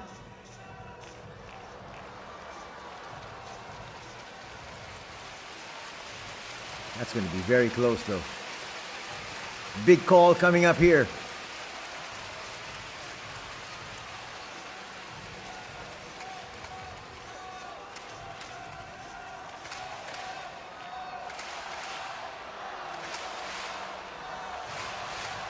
They're looking at it from different angles.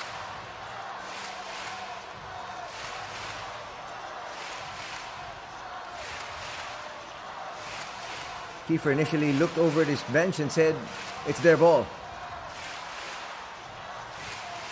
Again, you're not sure now when you take a look at the replay. It just actually came off both hands. Gonna have to put that in super slow-mo. Here's the call.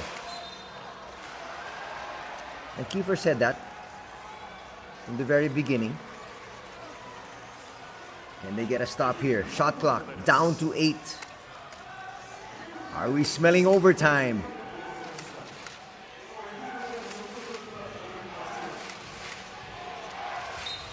Namisato. Who does he look for? Sudo. Yasuoka. Shot clock's down to 3, and a traveling violation will be called. A chance now here to call a timeout for the B-CORSAIRS. And they will call their final timeout, looking for the victory here in the final 8.8 seconds.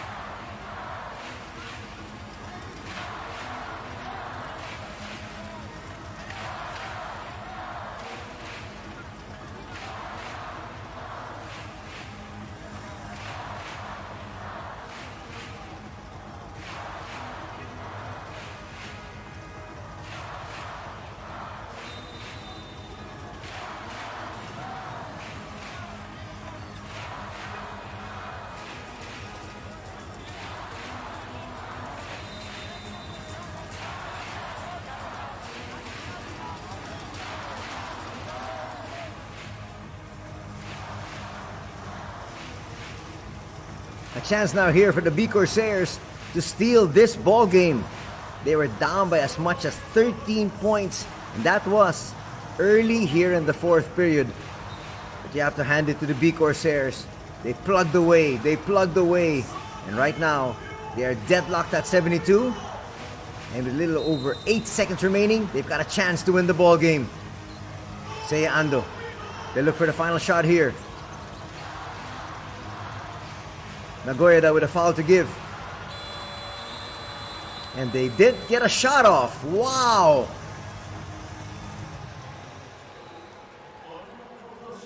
That's disappointing. You can see the shocked look at Coach Lassie saying, what happened? Nobody took a shot, and we're going to overtime.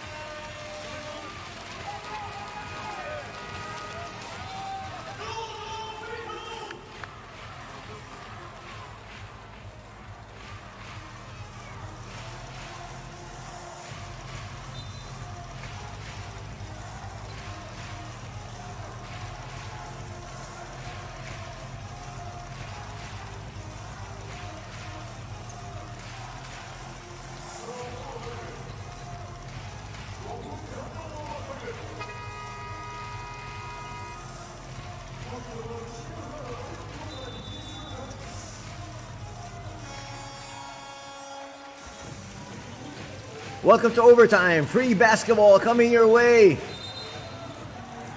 And an offensive foul is going to be called there. Not the way you want to start out the overtime. Morii saying, what did I do? You didn't do anything. That happened off ball. Just some personal information on Seiya Ando. His individual three-point record as a pro, he already has 1,000 today. But as far as the B-League total, at 1,000, he is 4 short. Big rebound there from Gary Clark.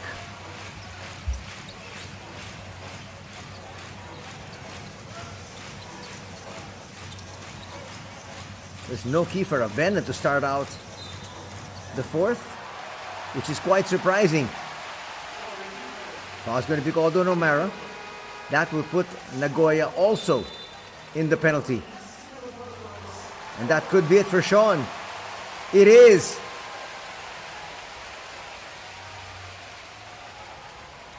Well, you get the idea that he's frustrated, but at the same time, you shouldn't be swiping at the basketball that far out. Leave that to the guards. Let's see when Kiefer Afena is sent back in. Kiefer, very instrumental in sending this game into overtime. Seiya Ando misfires from there. Nobody still scoring here in the overtime period. And here comes Kiefer. Pickett, short. Sudo. What a pass. Jones was waiting for that pass, and the moment he got it, quickly put it up and through.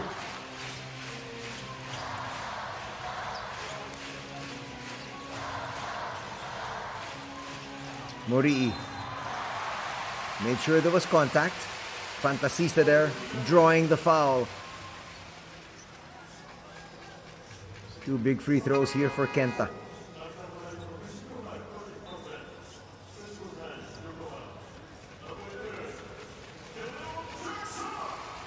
Only the second personal foul on Misato.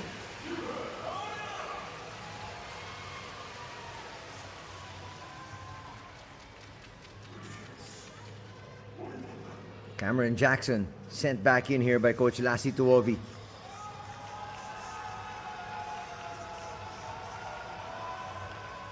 Ken Morii ties things up. No, he's going to miss that free throw. Looking at the free throw misses from both these squads, 5 misses so far for the squad of the B-CORSAIRS, 7 for the squad of Nagoya.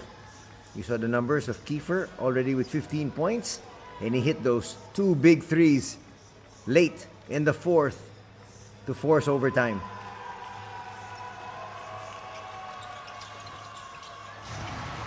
Second one will drop.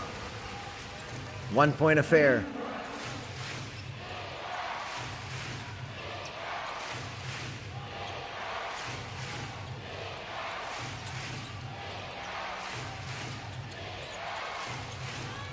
Misato looking for space. Shot clock winding down. It's at 5. Jones puts it up. No. Tip in from Pickett. Nothing there as well. And a chance for the B-CORSAIRS to take the lead. They have not led since they led at 23-21 in the first period. That's decades ago. Power move going to the left hand. Yes! And Jackson gives his squad the 1 point advantage. He's got 17 markers here this afternoon. Under 3 minutes to be played. Clark getting ready to check back in. Misato finds Jones. Jones into the heart of the defense. Forces it up and through. Seesaw affair we've got right now. 14 points here for Jeremy Jones.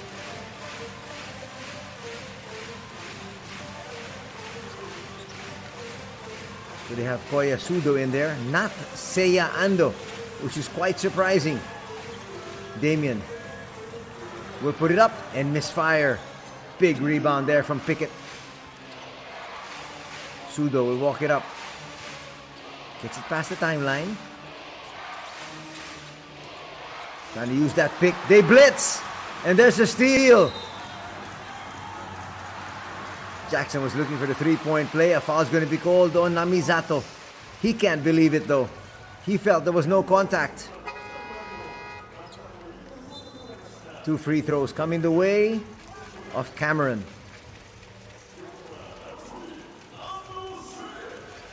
They blitz him. And nothing Namizato could do.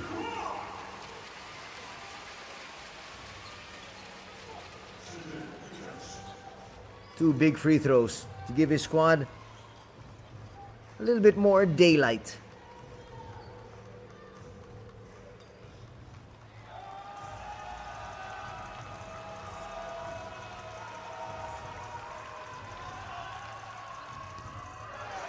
Ooh, all he can do now is tie things up.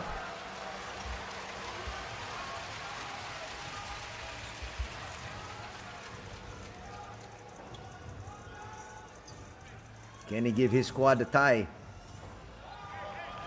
That is miss number 7 from the free throw line. So both teams missing 7 freebies. We're tied at 76.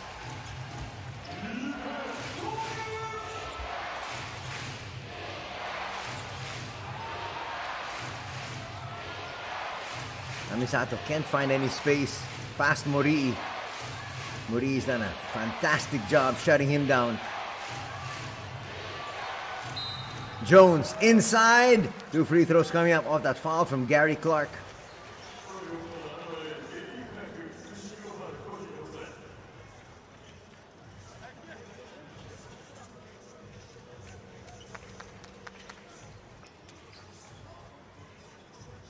A smart move coming here from Jeremy Jones. Hooking the arm there of Gary Clark just to make sure that the referees would actually notice the little bit of contact. Enough to draw the whistle. He's on the line for 2 shots. Misfires in the first.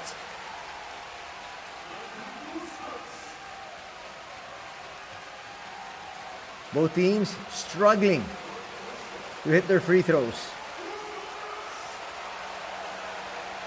This outcome could have been settled in regulation. Second free throw. Also a miss. Here's Ando. Fresh off the bench. Ready to launch another barrage of threes.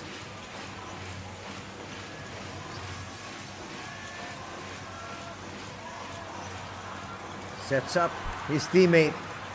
3 for Kiefer, short. Gary Clark able to track that one down, but can hold on to it.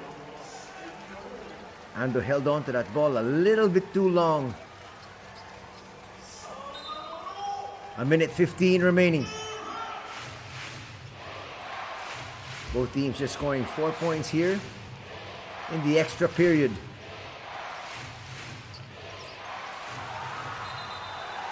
That's a backing violation. And that is turnover number 25. How could they still be in the ball game with 25 turnovers? Only 11 here for Yokohama. But they have shot much, much better from the field. 49% as compared to 30% overall. That has been the big equalizer. Under a minute to be played here.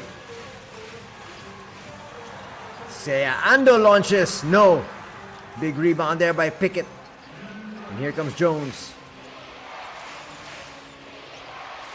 In no rush. Will he try to take matters into his own hands? Try to put his team on his back. Shot clock down to 8. Here's Jones. Ooh, he had the open shot. Yasuoka inside. Will overshoot. The tip-in drops.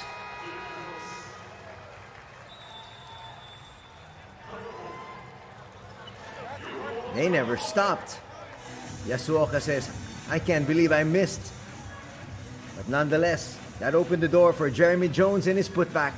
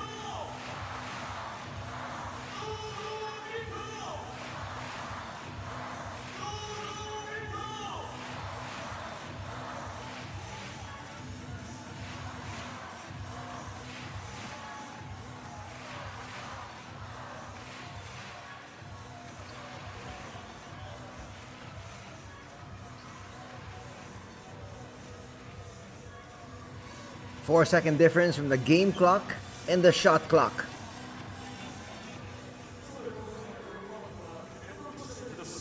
Looks like we're going to review something here. I think they want to make sure about the exact time on the clock. It's going to be a head coach challenge.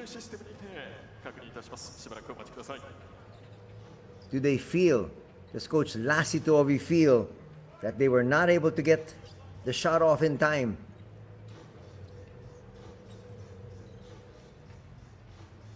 Looks like that shot from Yasuoka did make contact with the rim. That would have reset the shot clock. But if it didn't, that might have been a 24-second shot clock violation. Let's see exactly what they're trying to look at. Here it is.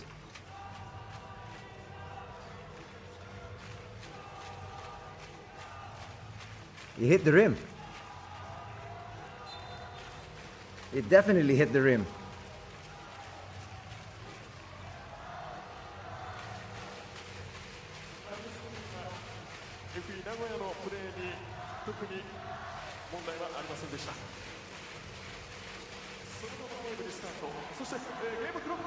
Actually, there's a pretty good challenge just in case.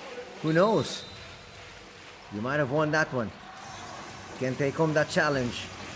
An opportunity here to tie or take the lead with a 3.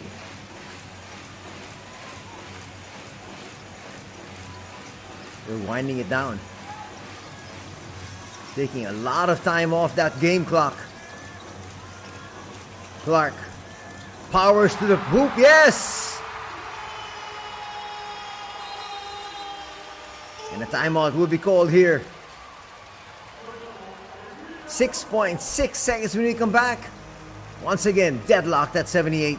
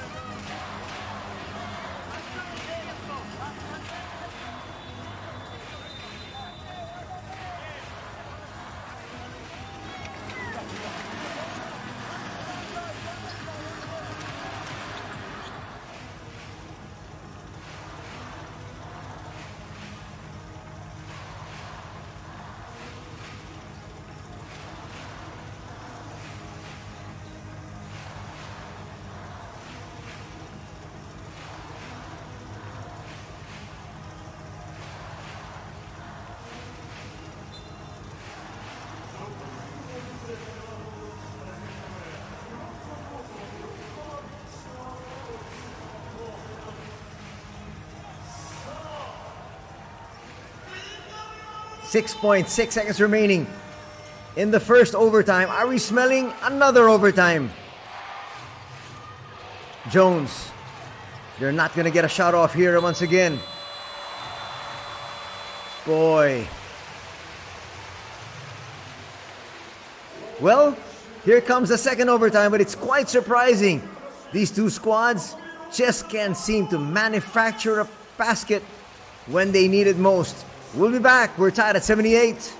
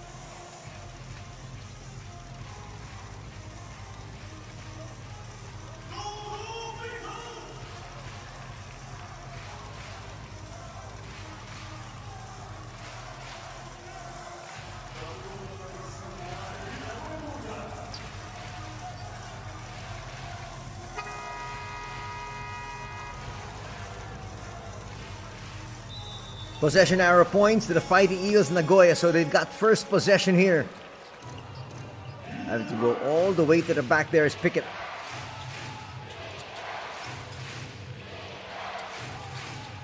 Francis Lopez now. We'll start here in the overtime period. Quite surprising, they did have him on the floor in the first overtime. Basket here for Nagoya, up by 2.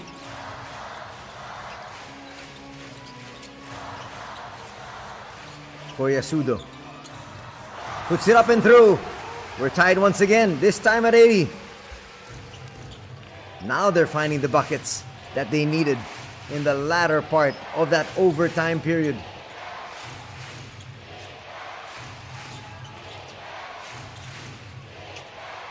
Pickett inside, scores!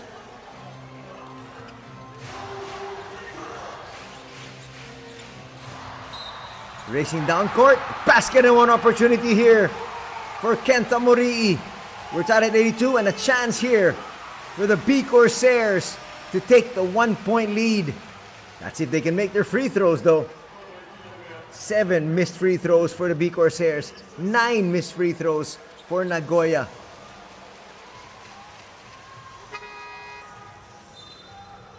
That is where they take advantage of the much smaller and less seasoned Katsuki Hiramatsu. Back in is Jackson.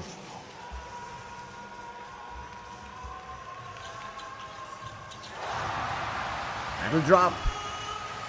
1-point lead right now here for the home squad. They haven't had too much of a lead in this ball game.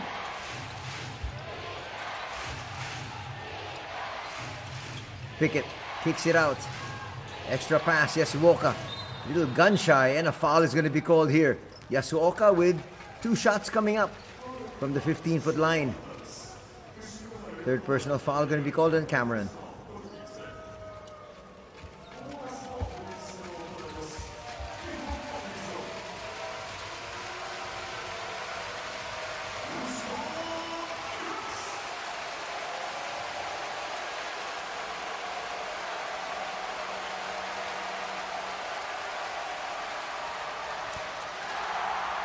Yasuoka, the sharpshooter, misses.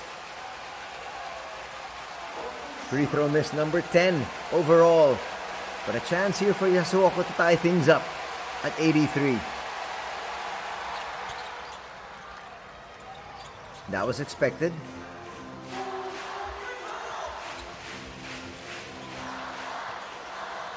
Who will find the resolve to come out with a W here.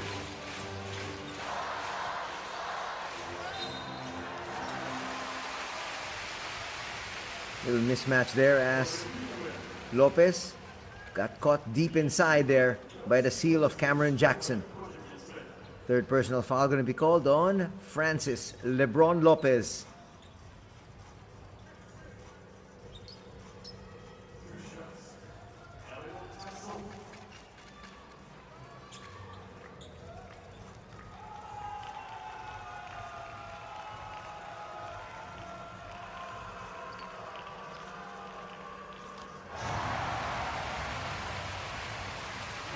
Calmly makes the first.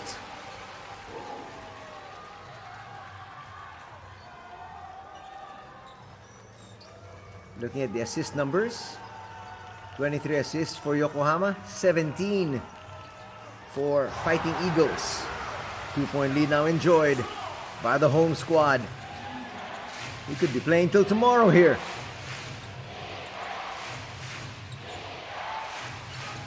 Jones tries to explode to the basket, kicks it out, extra pass. Hiramatsu, no.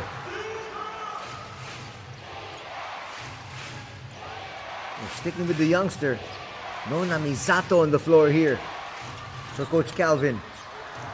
And Namizato gets away. Check that, that's Hiramatsu in place of Namizato. Showing everybody why he's got the confidence of Coach Calvin Oldham.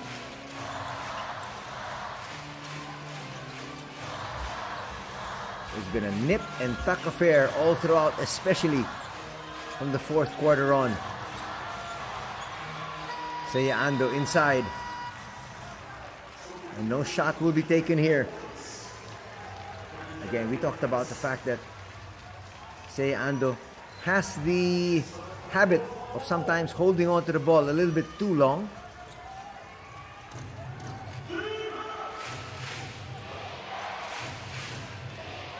If you're just joining us, there is no Sean O'Mara. He fouled out. That was a big loss. And that is when Yokohama made their move. Francis will head to the line for 2 shots.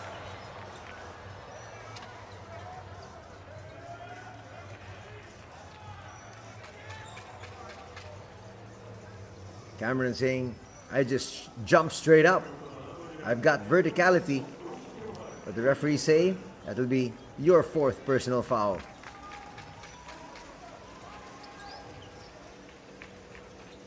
Let's see what our referee saw.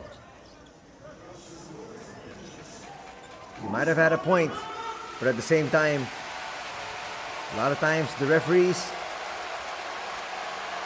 will reward the aggressor. And Francis was the aggressor there, but he missed the first free throw.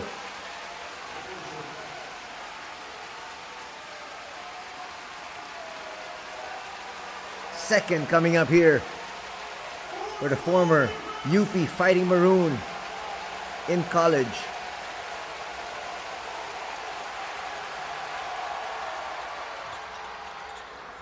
Second will trickle in. Just a substitution as Kiefer Avena will come in. Fresh now off the bench. He's got 15 points. He was very instrumental in sending this game into overtime with his 2 threes.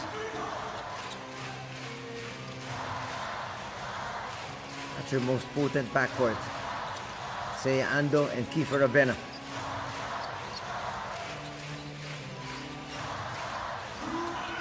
Damien Inglis trying to take on Jones. Fall away. Too strong. Kiefer tracks it down. Inglis will bring it closer. That was blocked.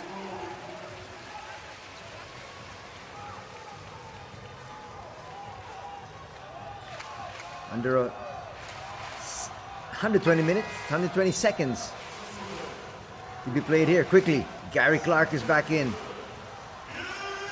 Cameron Jackson sits.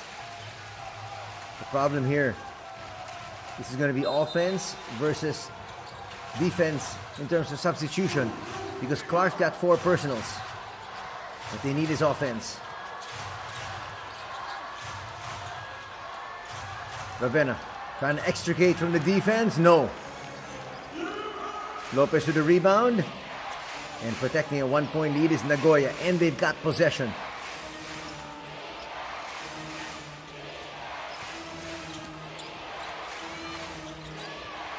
Lopez explodes to the basket. Finishes with the left. And he realized that Gary Clark could do nothing. He was handcuffed with 4 personal fouls.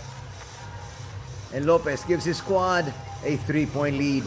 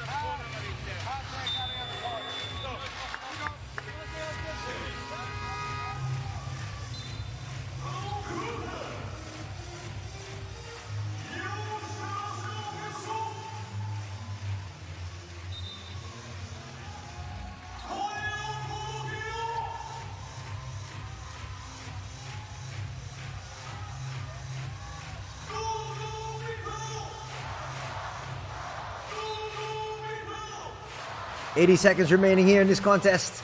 We are in the second overtime. Both these teams really fighting tooth and nail for this one. This is only their fourth game of the season. Remember, every team plays 60 games. Kiefer had to pick up his dribble. Kicks it out. Clark over to Ando. Ando forced to put this one up. That's well short. That's great defense there by Lopez. Using his entire 6'6" frame to shadow Seiya Ando. Now they're going to try to burn clock. This will give them the breathing space they need to possibly come away with victory with a score here. Jones once again slashes to the basket, throws it up, will get it back, puts it through. Now a 5-point lead at 90-85. A quick score needed here by Ando and company. Not the best of passes. Ravenna fakes the pass, puts up a three and hits it. Masterful move there from Kiefer. Now they got a foul. They've got a foul. Jones holding on to it here. 8 seconds remain. Inglis will have to give that one up. Insurance free throws coming up here to make it a 2-possession affair. Coming from Jeremy Jones. Here's the first.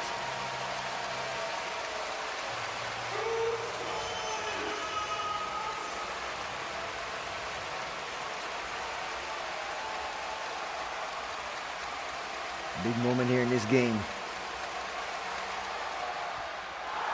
Misses another one. That's going to keep it here at a 1-possession game. That is free throw miss number 12 for Nagoya. Can he make it a 3-point lead? Does it stay at 2?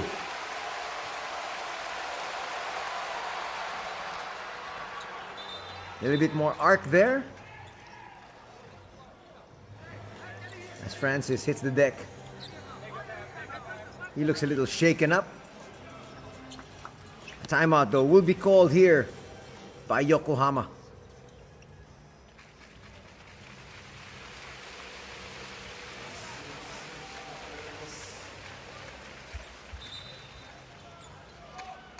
So they're saying no timeout.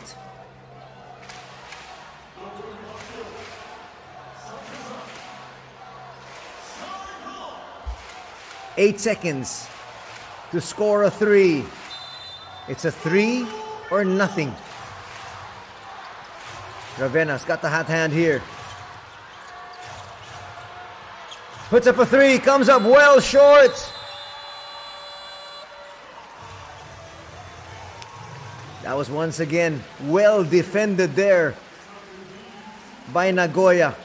And they sneak away with a victory here. Back-to-back victories here at the International Pool of Yokohama. They won yesterday 90-71, and they win here today 91-88.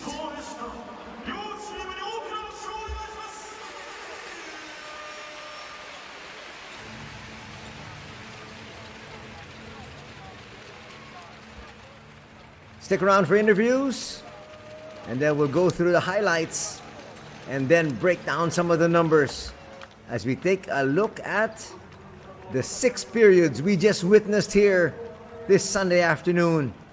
Great basketball action once again coming your way, courtesy of the B-League. We're going to hear from Coach Calvin Oldham in a bit. Well, the big question is, who among the players do we interview? It was a total team effort here for the W.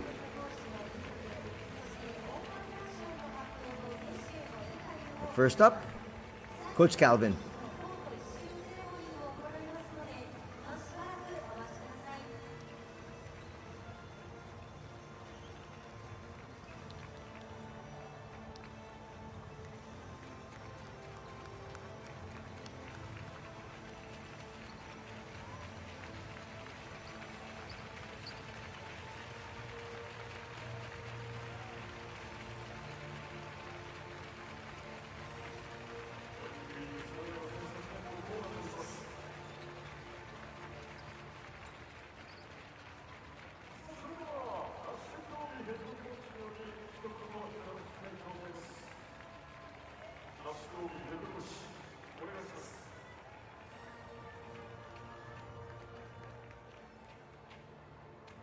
konnichiwa. Thank you for the support. Hard game, great compact, good fight.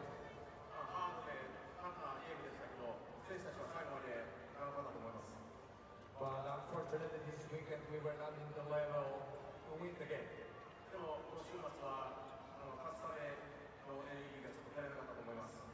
We promise to learn from this and bounce back on Wednesday. Thank you. ありがとうございます。コーチ、まずは勝利おめでとうございます。お疲れ様でした。表情を見るとすごく疲れたっていう顔をしていますけれども、今日の勝利の要因というか、はい、決め手は何だったでしょうか。Our team was able to definitely face adversity today. It's definitely a physical game. Yokohama came out. They were aggressive. They made some adjustments on the blitzing on the pick and roll. They fought hard, and our team had to keep fighting, double overtime. And to finish it at the end with two rookies that were out for like almost a whole fourth quarter and come in and double overtime and make some humongous plays is big. And I'm just very happy for the team, very happy for these guys, very happy for FE Nagoya. はい、ありがとうございます。やっぱり、今日はやっぱ困難なことに立ち向かえたっていうことが全てだったかなというふうに思っています。やっぱり難しいこともたくさんありました。横浜さんも素晴らしいチームで、インテンシティ高くフィジカル強くやってきたので、もちろんゲーム2ということでアジャストメントもたくさんありました。やっぱり横浜さんというのは素晴らしいコーチ陣がいらっしゃるので、そういう戦略ですとかそこも難しかったんですけれども、ただやっぱりうちとしてはしっかりそこに立ち向かおうと、難しいことがあってもやめずにプレーをし続けて、で最終的にダブルオーバータイムまでつなげて、で4クォーターほとんど出ていなかったルーキー2人が最終的にすごく活躍して、チームに勝利をもたらしてくれた、これ素晴らしいことだと思います。もちろん自分もコーチとして嬉しいですし、その若手の子たちにとってもすごくいい成長の機会になったんじゃないかなと思います。FE 名古屋すべての組織全体にとっても本当にいい成長なので、とても嬉しく思います。ダブルオーバータイムになりましたけど、選手たち誰一人運動量が落ちていないような印象を受けたんですけれども、その辺どう思いますかね。すごくハードワークをしているなっていう印象を受けてます。Yeah, I mean everybody. We have a motto with our team: we don't quit, we don't give up, we don't make excuses over here, and that's what we showed today. Whether we got to finish the game in regulation, double overtime, triple overtime, don't matter. No excuses with this team, and I'm just proud of the guys. はい、もう本当におっしゃる通りで誇りに思っています。やっぱりこのチームとして今文化を作り上げている状況なんですけれども、絶対にやめない、やり続ける、もう最後まで戦って、疲れたような素振りは見せない、絶対にやるんだっていうのがモットーとしてあります。それをしっかり選手たちが体現してくれました。これからもダブルオーバータイムになったとしても、たとえトリプルオーバータイムになったとしても絶対やめないでやり続ける、プレーをし続ける、勝つまで走り続けるっていうスタイルを貫き通していきたいというふうに思っています。このアウェーで、2勝というのはすごく大きな勝利結果になりましたし、もちろんFE 名古屋のブースターがたくさん応援してくれてます。すぐに多分ゲームがありますので、それに向けて一言お願いできますか。Yeah, love the support. Thank you for the support for the fans that came, for everybody that's watching at home. Please come out to the game on Wednesday against Osaka. Like, we are excited for this. It's going to be a dogfight. It's going to be a war going into this game. So we need everybody at the game cheering loud, make FE Nagoya the loudest gym in the B.LEAGUE. Thank you. はい、本日もたくさんのご声援ありがとうございます。ベンチの横からまた後ろからたくさんのFE 名古屋のファンの皆さん、ブースターの声が聞こえてきました。これからも引き続きサポートの方よろしくお願いいたします。水曜日に関しては大阪戦ということで、チーム全員で一丸となって、もう一度今日みたいに素晴らしい試合をしてしっかり勝利をつかみたいと思っております。FE 名古屋のホームゲームになりますので、B リーグ界で一番うるさい相手のチームが来た時にもう FE 名古屋のホームには来たくないっていう風な、感覚を持って体育館から出るってそういう試合にしたいと思っておりますので、ファンの皆さん、ブースターの皆さん、これからもの、応援のほどよろしくお願いします。ありがとうございました。お疲れ様でした。Thank you. Thank you.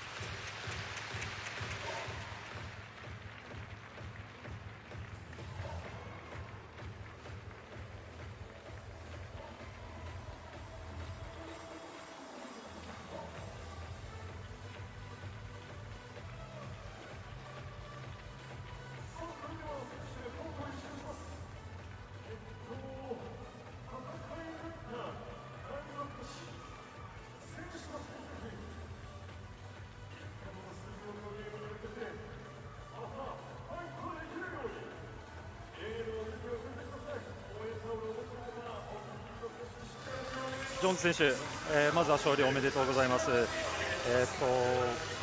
のすごいタフなフィジカルなゲームになりましたけれども、今率直の感想をお聞かせください。Yeah, like you said, it was physical. Yesterday, they did a good job on the rebound, so that was one of the focal points today. And we fought on the O boards and the defensive glass, and we didn't get them all. But like I said, it was physical, and we fought and we did our best. はい、もう本当におっしゃるようにフィジカルなゲームでした。ゲーム1、昨日の試合からの反省としてリバウンドを取られすぎてしまった、特に向こうのオフェンスリバウンドが多かったので、そこをしっかり、反省して、調整しようという話をしました。今日はオフェンスリバウンド、ディフェンスリバウンド両方でしっかりチームとして戦えたと思います。もちろん取りたかったリバウンド全てが取れたわけではないんですけれども、自分たちのチームの中ではこういう一段階また成長できた試合だったので良かったと思っています。このアウェーで2勝、しかもこのダブルオーバータイムでこう競ったようなこのフィジカルのゲームで勝てたっていうのはチームにとってもものすごく自信になることだと思うんですけれども、その辺いかがですか？ Yeah, I mean, from last week to this week, we definitely showed growth. There were certain areas we wanted to improve, and we improved. You look at guys like Francis Lopez coming in late in the game, making an impact after being on the bench for so long. Even Katsuki coming back in, running the show for that last overtime. I mean, it just shows who we are. We got a deep team, and guys just stay ready and have the energy headed in the right direction. So it was a team win, and that's why we came out with it. 本当にすごくいいビッグウィンでチームウィンだと思っています。もちろんアウェーで2連勝というところもありますし、ホームの開幕戦の千葉ジェッツ戦からの向上できた点というのをたくさん見せれたと思います。課題点があったので練習中に1週間そこを話して集中して取り組んだ結果が、この2連勝というのにつながったと思います。特に成長した選手の名前を挙げるとするとフランシス・ロペス選手、 B リーグ初めてでまたプロとして初めてのルーキーの選手なんですけれども、4ピリまではあまりリズムが取れなくてちょっとベンチで過ごす時間が多かったんですが、最後ダブルオーバータイムになった時にもしっかりと仕事をしてくれて、平松克樹選手も同様にですね、この2人のルーキーが最終的にはこういう素晴らしいショーを、ダブルオーバータイムで見せてくれたというのがやっぱりこのチームのロスターの深さっていうのを物語っているのかなと思います。自分たちは若い選手、若いチームだというふうに思われているんですけれども、やっぱり選手層は厚いですし、ベンチから出てくる選手もこういうふうに最終的に試合を勝ち切るということができるんだっていうのを、証明できた素晴らしい試合だったと思います。今日のご自身のプレー、ダブルダブル、とてもタフなゲームだったんですけど、最後まで集中力を切らさずに、戦ってくれたと見えてるんですが、久しぶりにこう日本に復帰した日本のチームに復帰して今シーズンどのような目標ありますか？個人的な目標で大丈夫です。I mean, my goals are just to make this the best season that Nagoya's ever had. Obviously, this is the last season of B1 before it's the Premier League for everybody. So just making it the best season FE's ever had, and also the best season that we're capable of as a team. So that's the focus, just leading the guys and making sure we're heading in the direction each day. And shout out to Riku, keep showing love.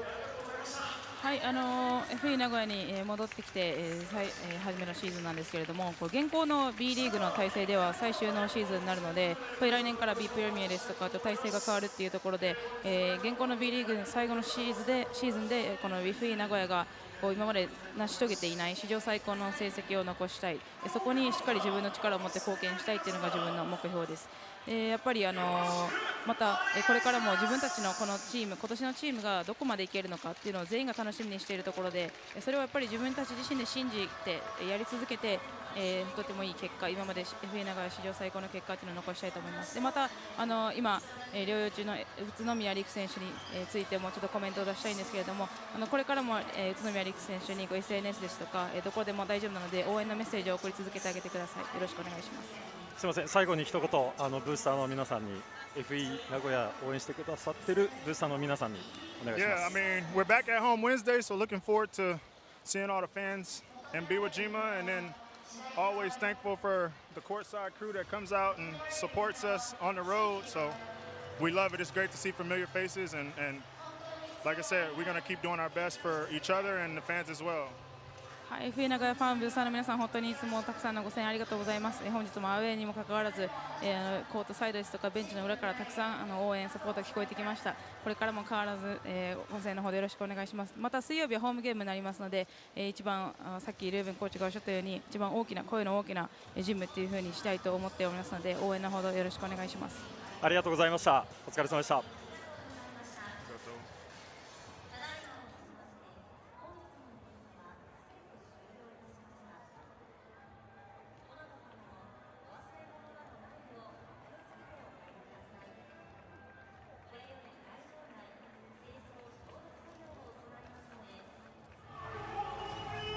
And now let's go through the highlights here of the match you just witnessed. 6 periods in all as we went into double overtime. There's today's hero, Jeremy Jones, actually one of the heroes. As we mentioned, it was a total team victory here. Yasuoka got his team off to a very good start, hitting 2 threes. Actually was very instrumental in getting them that 10-point advantage. The outside shot was not dropping for Yokohama early. They did find a range right before the match ended, and that's why they were able to send it into 2 overtimes. But really dismal 3-point shooting coming from Yokohama. As we take a look at the numbers, they shot only 12 out of 46 attempts for 26%. That's not going to get it done. Actually, if you look at it, Fighting Eagles Nagoya shot 28%, but only made 6 out of 21. So they shot 6 less from 3, but they took most of their shots from 2-point distance. That has really been their game plan. As you take a look at some of the steals, of too many turnovers. Hard to believe you come up with 25 turnovers and you still win the ball game. Kai King with the only basket of the game there. Turns around, hoists up that 3 and drains it. First period would end 23-21, which was actually the only lead of Yokohama in that period. And then Francis Lopez took over. And as a while ago, Jeremy Jones alluded to the fact that he said everybody contributed. Not just Francis Lopez, but even our rookie in Katsuki Hiramatsu, taking over the slot here of Narito Namizato. At the half, it is a 1-point affair, and Nagoya still on top, 37-36. And once again, Jones going to work.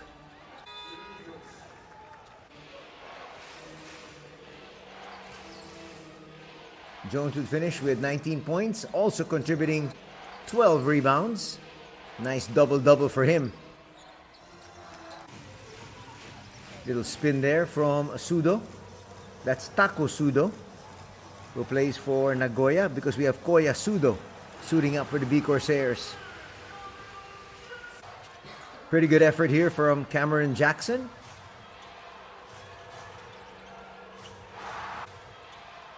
The only basket there coming from Hiroki Taniguchi.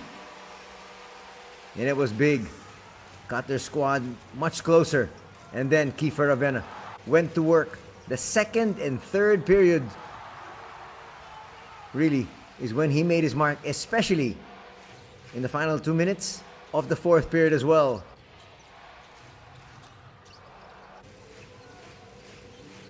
There's Jones. Game-long brilliance. Inside, the floater will work for Cameron Jackson. That's when Sean O'Mara was still on the floor. Sean O'Mara would foul out, and that's really what opened the door for the comeback here for the B-CORSAIRS. Not to mention the shooting of Seiya Ando.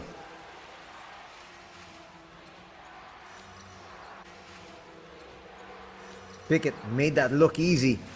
Pickett wasn't really having that much playing time until Sean O'Mara fouled out. Nice incursion. Once again, you see his foot speed there, Seiya Ando. Ando would finish with 12 points. Played almost 40 minutes of the allocated 50. He would give out 6 assists and also came up with 2 boards, but it wasn't enough. He's going to get the roll there. Only 2 threes for Seiya Ando today. He was 0 out of 9 before he made those 2.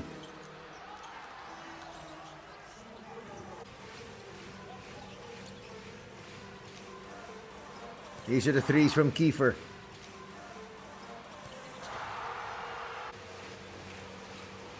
And here, his second one from the corner. That would send the game into overtime.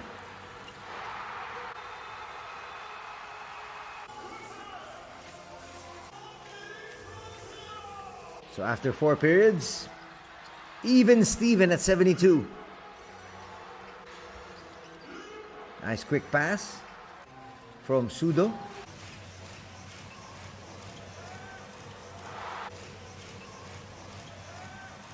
Nice turnaround shot there from Cameron Jackson.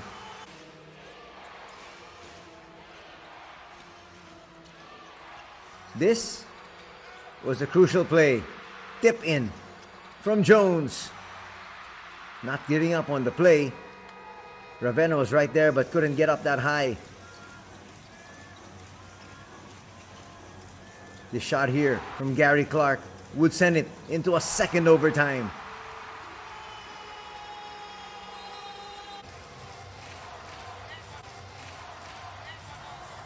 As both coaches went back to the drawing board.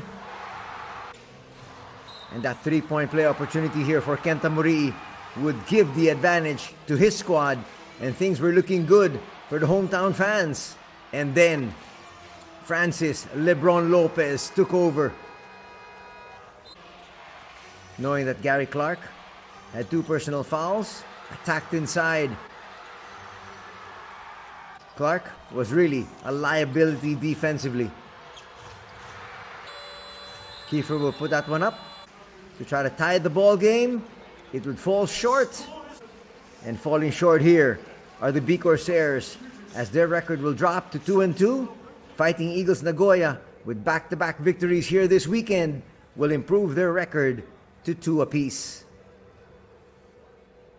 As we look at the numbers, 60% shooting for Nagoya, similar to what happened yesterday against the 37% shooting from inside the arc. That was the huge difference. And despite the fact that they had 25 turnovers, only 12 here for the B-CORSAIRS, the B-CORSAIRS were not able to stage a comeback. Look at the other numbers, 52 and 34. Those are the points in the paint. So once again, lording it over. That's why Fighting Eagles said they knew they had the advantage inside, and that's where they went. Jackson would finish with 20 points. He'd also have 12 rebounds and 8 assists coming from Damien Inglis in a losing effort. For the winners, Jeremy Jones would finish with 19 points. Sean O'Mara, who fouled out, but still grabbed 14 boards and 9 assists for the starter, Fantasista, that is Narito Namizato.